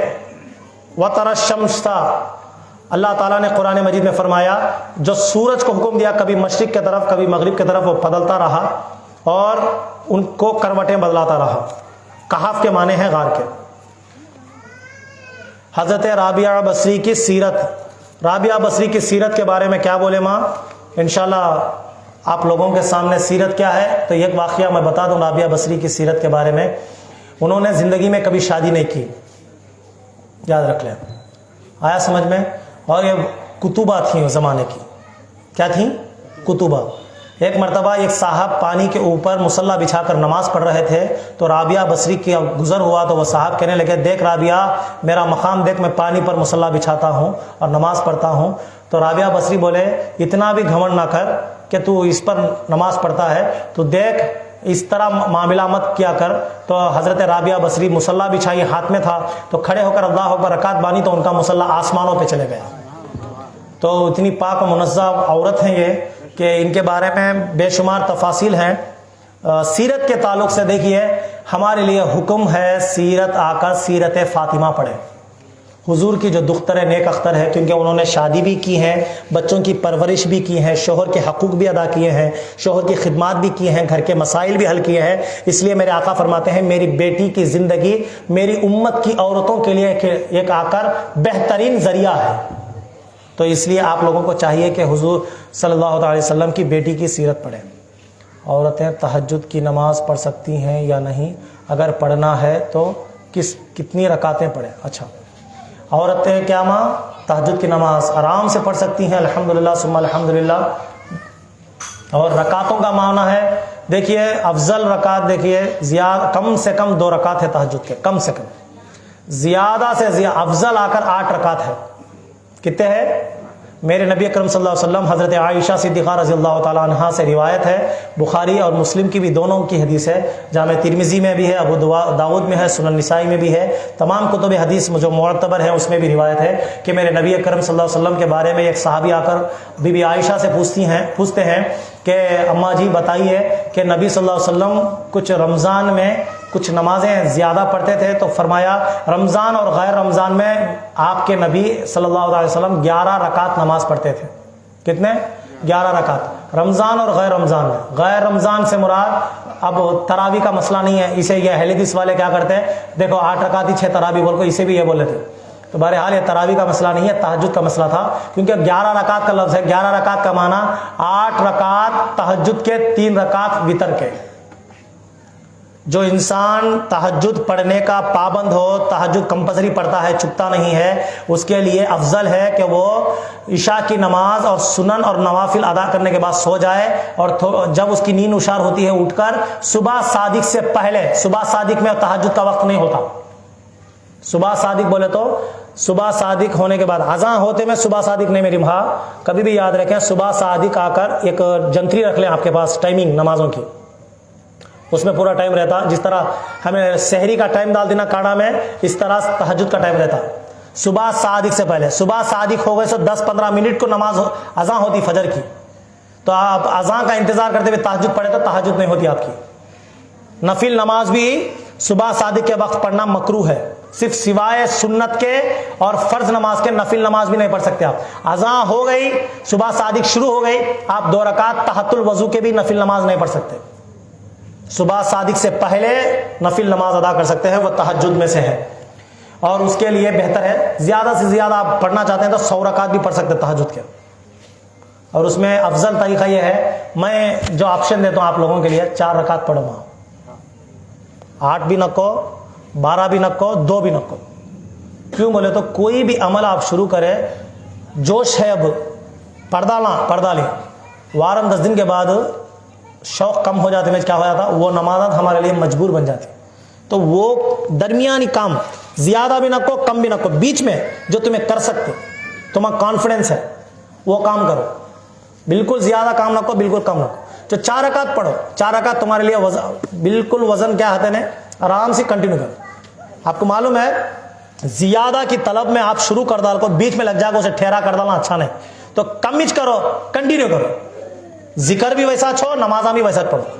اب اللہ جی نے شعبان میں، رمضان میں نوافل بلّہ کے لمبے لمبے پڑھتے، اتنی کیا ضرورت نہیں ہے ماں، جتنا تمہارا کو چاہتا ہے، دل کرتا ہے، نفس کا خشوع ہے، خضوع ہے، اتنے پڑھو۔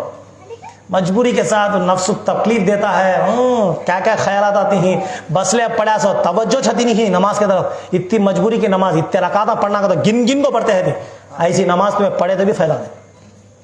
نماز پڑھتے خود خشوع اور خضوع ہونا، 2 رکعت نفل نماز پڑھو بس، لیکن خشوع خضوع کے ساتھ پڑھو، محبت کے ساتھ پڑھو انشاءاللہ۔ متاج بھائی، کیا عورت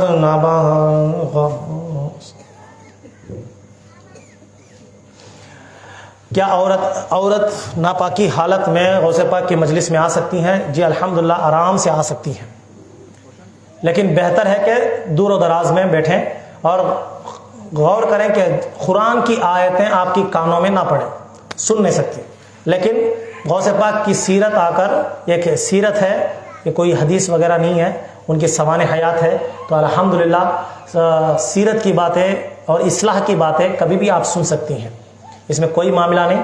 آپ محفل میں آنے سے آپ کا دل کتراتا ہے، محفل سے تھوڑا دور میں بھی بیٹھ سکتے ہیں، نہیں لوگوں میں شرم حیا کا پیکر ہے تو آپ الحمدللہ وضو بنا کر آ کر مجلس میں بیٹھ سکتی ہیں، کیونکہ ہمارے مذہب اسلام میں عورت کی ناپاکی کو یہود و نصارہ کی جیسی بے حرمتی نہیں کرے، کیونکہ یہود و نصارہ جب عورتیں ناپاک ہوتی تھیں ان کو کمروں میں ڈال کر بند کرتے تھے، باہر سے تالے مارتے تھے، ان کو کھانا بھی نہیں دیتے تھے، اگر سے کھانا دیا تو ان کا پلیٹ الگ، ان کا کھانا الگ، ان کو پانی پینے کی گلاس الگ، ان کا بستر الگ۔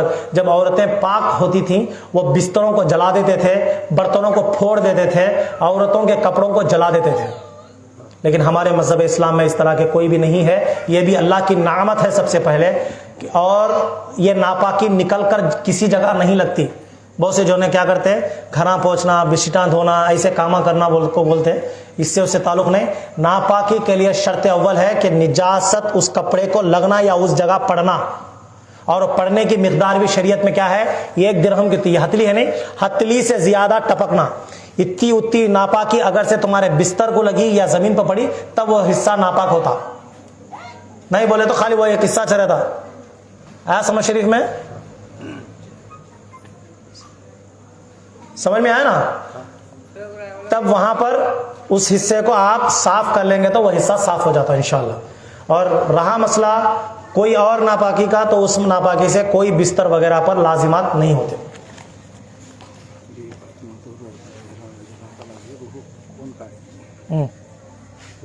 اوکے اتجمہ ابھی سوال ہے. غالباً مجھے ایک سوال یاد آیا, کوئی سوال کرے تھے شاید,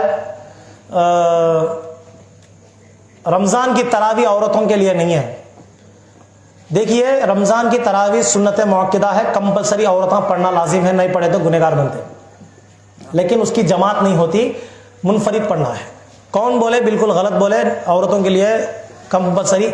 عید کی نماز نہیں ہے, جمعہ کی نماز نہیں ہے, لیکن عورتوں کے لیے سنت موقدہ رمضان المبارک کی تراویح کمپلسری ہے, وہ پڑھنا چاہیے. گھروں میں کمپلسری پڑھنا. وہ سوروں سے پڑھ سکتی ہیں, الحمدللہ قرآن کے حافظہ ہیں تو قرآن سے پڑھ سکتی ہیں, نہیں تو جو سورے آپ کو آتے ہیں وہ سوروں میں پڑھ سکتی ہیں, لیکن مکمل 20 رکعت آپ کو تراویح پڑھنا لازم ہے. یہ سنت موقدہ علی الکفایہ ہے, کمپلسری پڑھنا ہے. یہ 1-2 بار نہیں پڑھنا چھوڑ دیے تو برا گناہ, اس کی عادت بنا لینا گناہ ہے کبیرہ. اور رمضان میں گناہ ہے کبیرہ بولے تو 70 گنا زیادہ گناہ.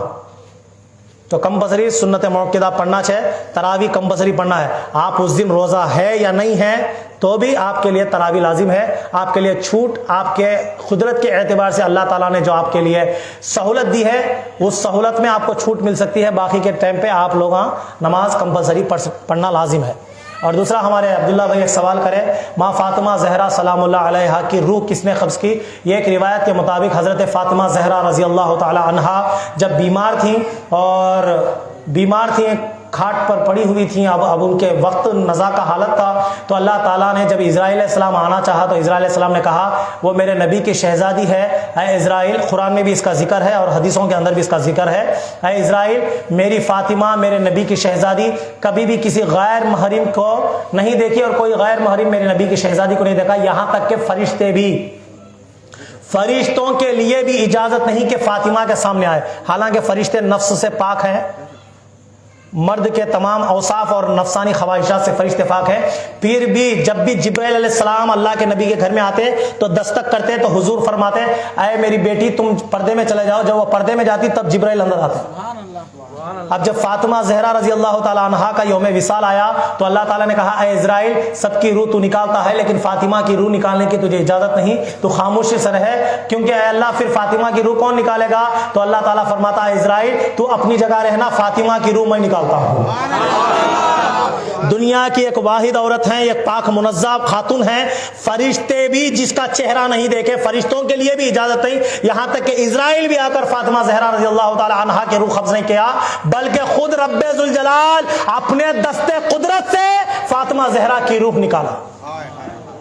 یہ حدیثوں سے ثابت ہے اور قرآن مجید سے بھی ثابت ہے. اللہ تعالیٰ اپنے محبوب بندوں کو, قرآن کے اندر ذکر ہے, اس پر کوئی جماعت والا اعتراض نہیں کر سکتا. اللہ نے فرمایا اللہ تعالیٰ چاہے تو اپنے محبوب بندوں کو چند لوگوں کو اجازت دے کہ وہ جبرائیل ان کی روح قبض کرے, اور اللہ چاہے اپنے محبوب بندوں کو خود اپنے دستے قدرت سے ان کی روح قبض کرتا ہے. تو معزز سامعین اکرام, فاطمہ زہرا رضی اللہ تعالیٰ عنہ کی روح اللہ تعالیٰ نے قبض کی ہے, اور ان کی روح اسی جگہ پر ہے جہاں پر وہ آرام فرما رہی ہے. ہو گیا؟ اور کچھ سوالات باقی ہیں؟ نہیں ہیں؟ چلیے آئیے میں ایک چھوٹا سا مسئلہ آپ کو بول دوں.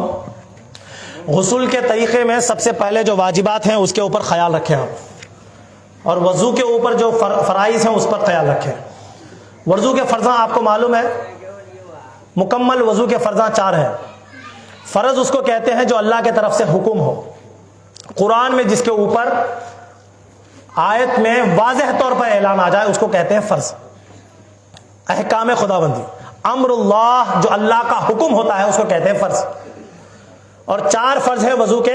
ایک ہے چہرے کا دھونا, دوسرا ہے سر کا ہاتھوں کونیوں تک ہاتھوں کو دھونا, تیسرا ہے سر کا مسح کرنا, چوتھا ہے پیروں کو دھونا. یہ 4 فرض ہیں, ان میں سے کوئی بھی فرض چھوٹ گیا وضو نہیں ہوتا. اسی طرح غسل کے 3 فرض ہیں. ایک کلی کرنا گرگرے کے ساتھ, ناک میں پانی چڑھانا نرم ہڈی تک. تیسرا پورے جسم کے اوپر سے پانی بہانا ایک بار. یہ فرض ہے. یہ فرضوں کے اوپر خیال رکھ لیں. غالباً آپ لوگوں کو معلوم ہوگا, کبھی بھی زندگی میں یاد رکھیں, فرض کی جب حقیقت واضح ہوتی ہے نا تو اس کو لازم کرنا ضروری ہے. پچھلی بار ایک سوال کیا تھے کہ پانی نہانے کے بعد کیا وضو ہوتا ہے, تو فرض بھی یہاں پر مکمل ہو گئے. جب آپ پانی نہاتے ہیں تو آپ کے اعضاء جسم کے جتنے بھی اعضاء ہیں وضو کے, ان تمام کے اعضاء دھل جاتے ہیں. ہاتھ پورے دھل گئے کیونکہ وضو میں, اور دوسرا آ کر چہرہ دھل گیا, سر کے اوپر سے پانی ڈالتے ہیں تو سر دھل گیا, پیروں کے اوپر پانی بہہ گیا تو پیر بھی دھل گئے, تو وضو ہو گیا. لیکن ثواب نہیں ملا. وضو ہو گیا, وہ وضو کافی ہے تمہاری نماز پڑھنے کے لیے, وہ وضو کافی ہے آپ کو قرآن پڑھنے کے لیے, ذکر و اذکار کرنے کے لیے. وضو تو ہو گیا لیکن ثواب نہیں ملے گا وضو کا. اگر سے آپ کو ثواب ملنا چاہیے, ثواب کے آپ متمنی ہیں, تو آپ وضو اور غسل کی نیت کو دونوں کو ایک ساتھ جمع کر لیں. انشاءاللہ آپ کا وضو بھی ہوگا اور غسل کا بھی ثواب مل جائے گا آپ کو. ہے سمجھ شریف میں؟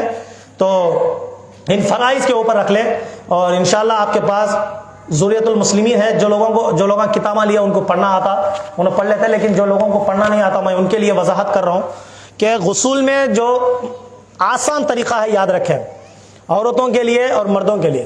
مرد عورت کے لیے غسل میں صرف تھوڑا سا اختلاف ہے. سمجھ میں آیا نا؟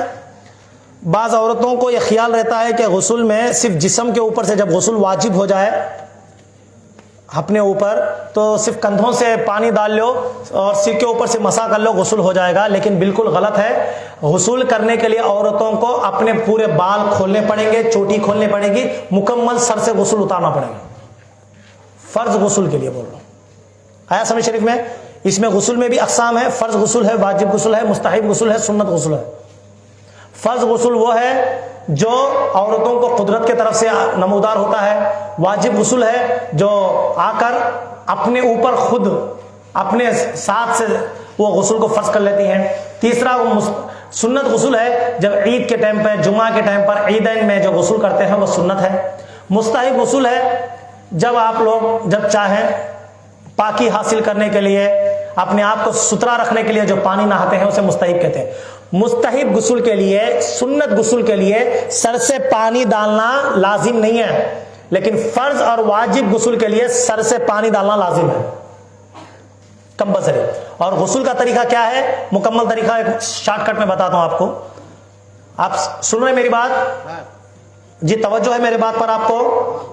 غسل کرنے کا مکمل طریقہ دیکھیں, سمپل میں بتا رہا ہوں آپ کو. آپ باتھ روم میں جائیں گے, دروازہ بند ہوگا اور جسم کے جتنے بھی کپڑے وغیرہ ہیں دور کریں گے اور ضروریات سے فراغت حاصل کریں گے, اور جہاں نجاست وغیرہ لگی ہے ناپاکی اس کو دور کریں گے, اور اس کے بعد آپ آ کر وضو بنائیں گے نماز جیسا. نماز میں جس طرح وضو بناتے ہیں اس طرح, لیکن آپ تعوذ اور تسمیہ اللہ کا ذکر نہیں کریں گے. اندر آپ کو جو بھی پڑھنا ہے, اعوذ باللہ, بسم اللہ, جو بھی پڑھنا ہے باتھ روم میں جانے سے پہلے, باتھ روم سے پہلے پڑھیں گے, کیونکہ وہ جگہ مناسب نہیں اللہ کے ذکر کے لیے, تو وہاں ذکر نہیں کر سکتے. باتھ روم سے پہلے ہی آپ نیت کرنا ہے غسل کی, یا تعوذ پڑھنا ہے, تسمیہ پڑھنا ہے تو باہر ہی کر لیں, اندر نکل جائیں. یا وضو کے دعائیں پڑھنا ہے تو وضو کے پوری دعائیں آپ باہر پڑھ لیں, پڑھ کر اندر چلے جائیں. جانے کے بعد ضروریات سے فراغت حاصل کر کر, تمام نجاست کو دور کر کر جا کر نماز جیسا وضو بنائیں. اگر سے آپ کے گھر میں پانی ٹکتا ہے, پانی پورا نہیں جاتا, تھوڑا پانی رک رہا, تو پواں مت دھوئیں, صرف سر کا مسح کریں, پورا وضو کر لیں. اور وضو میں گرگرا اس طرح کریں, وضو گرگرا اور وضو کلی دو ملا کر کریں. اور دانتوں میں کچھ گوشت وغیرہ اٹکا ہو تو اس کو کھلال کر کر اچھی طرح برش ہو یا مسواک ہو کر کر گوشت وغیرہ جو دانتوں میں اٹکا ہے معلوم ہو جاتا, سب کو صاف کریں. کرنے کے بعد وضو بن گیا. وضو ہو جانے کے بعد خیال رکھیں بحرانہ حالت میں اور بنا کپڑوں کے کبھی بھی یاد رکھیں قبلے کی طرف پیٹ نہ کریں, قبلے کی طرف رخ نہ کریں. اس طرح بھی نہ بیٹھیں, اس طرح پیٹ کر بھی نہ بیٹھیں, قبلے کے بالکل ہمارا سیدھا یا بایاں بازو قبلے کی طرف رکھ کر بیٹھیں. آیا سمجھ شریف میں؟ بیٹھنے کے بعد آپ کیا کریں گے؟ سب سے پہلے اب آپ کلی نہیں کریں گے, ناک میں پانی نہیں چڑھائیں گے, کیونکہ آپ کا ناک میں پانی کلی میں کرنا یہ تمام کا تمام 2 فرض آ کر آپ کے وضو میں ہو گئے. اب الگ سے کرنے کی ضرورت نہیں ہے آپ کو, وضو میں ہو گئے آپ کے 2 فرضاں. تو آپ کیا کریں گے؟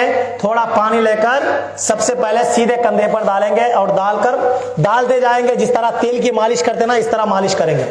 کیونکہ بہت سے لوگوں کے جسم کو کیا ہوتا, ٹھنڈکالے کے اندر جب پانی نہاتی نا ہمیں, جسم سکڑ جاتا, پانی جلدی لیتا نہیں. آپ دیکھو جلدی میں لوٹے سے پانی ڈالو آپ تو فوراً پانی چل جاتا, بہت سا علاقہ سکو ہوتا. تو اس لیے کیا, ہلکا ہلکا پانی ڈالنا اور ہلکا ہاتھ سے ملنا, پورے جسم کو پانی ڈال کو ہاتھوں سے ملنا. ملنے کے بعد آپ کو پورا جسم بھیگ گیا, آپ کو تسکین ہے, پورا جسم میں پانی پہنچ گیا. اس کے بعد 3 لوٹے پانی سیدھے طرف سے ڈالنا اور 3 دائیں طرف سے اور 3 لوٹے سر سے مکمل. ڈالنے کے بعد جو جگہ جہاں پانی نہیں پہنچتا کرنے کا آپ کو گمان ہے, جس طرح بغلوں کے نیچے, جس طرح ناف کے نیچے, جس طرح جو ہماری ناوی ہے, بمبئی بولتے نا ہم, اس کے اندر زانوں کے پاس جہاں پانی نہیں پہنچتا آپ کو غالباً گمان ہے, تو وہاں پر آپ پانی پہنچائیں. اس کے بعد آپ کا غسل مکمل ہو گیا. اب آپ آ کر ایسا کپڑے چینج کر سکتے ہیں یا نماز پڑھ لے سکتے ہیں, آپ کا غسل اتر گیا. اور اس کے بعد جو ہم لوگ کر رہے ہیں نا, وہ مزید صابن لگڑنا, شیمپو ڈالنا, یہ مزید ہے, غسل اتر گیا. سمجھ میں آیا نا؟ یہ غسل کا طریقہ مختصر آپ کو سمجھایا. آیا سمجھ شریف میں؟ بالکل غالب گمان ہے, اب اس میں کچھ بھی اعتراض نہیں ہے. اب وضو کا جو طریقہ ہے یہ تھوڑا آپ لوگوں کو انشاءاللہ اللہ نے توفیق دی تو کل بتاؤں گا. تو بہرحال اللہ سے دعا ہے اللہ پاک ہم سب کو شریعت پر چلنے کی, اسلام پر چلنے کی توفیق عطا فرمائے اور ہم کو صحیح معنوں میں سمجھنے کی, راہ ہدایت پر چلنے کی توفیق عطا فرمائے.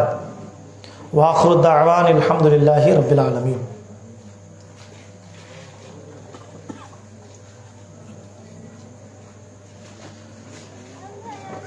انشاءاللہ کل ہوا تو آپ کو کن باتوں سے غسل واجب ہوتا ہے, فرض ہوتا ہے, اور کس پانی سے غسل اور وضو کر سکتے ہیں اور کس پانی سے نہیں کر سکتے, انشاءاللہ اللہ نے چاہا تو کل آپ کے سامنے بیان کریں گے.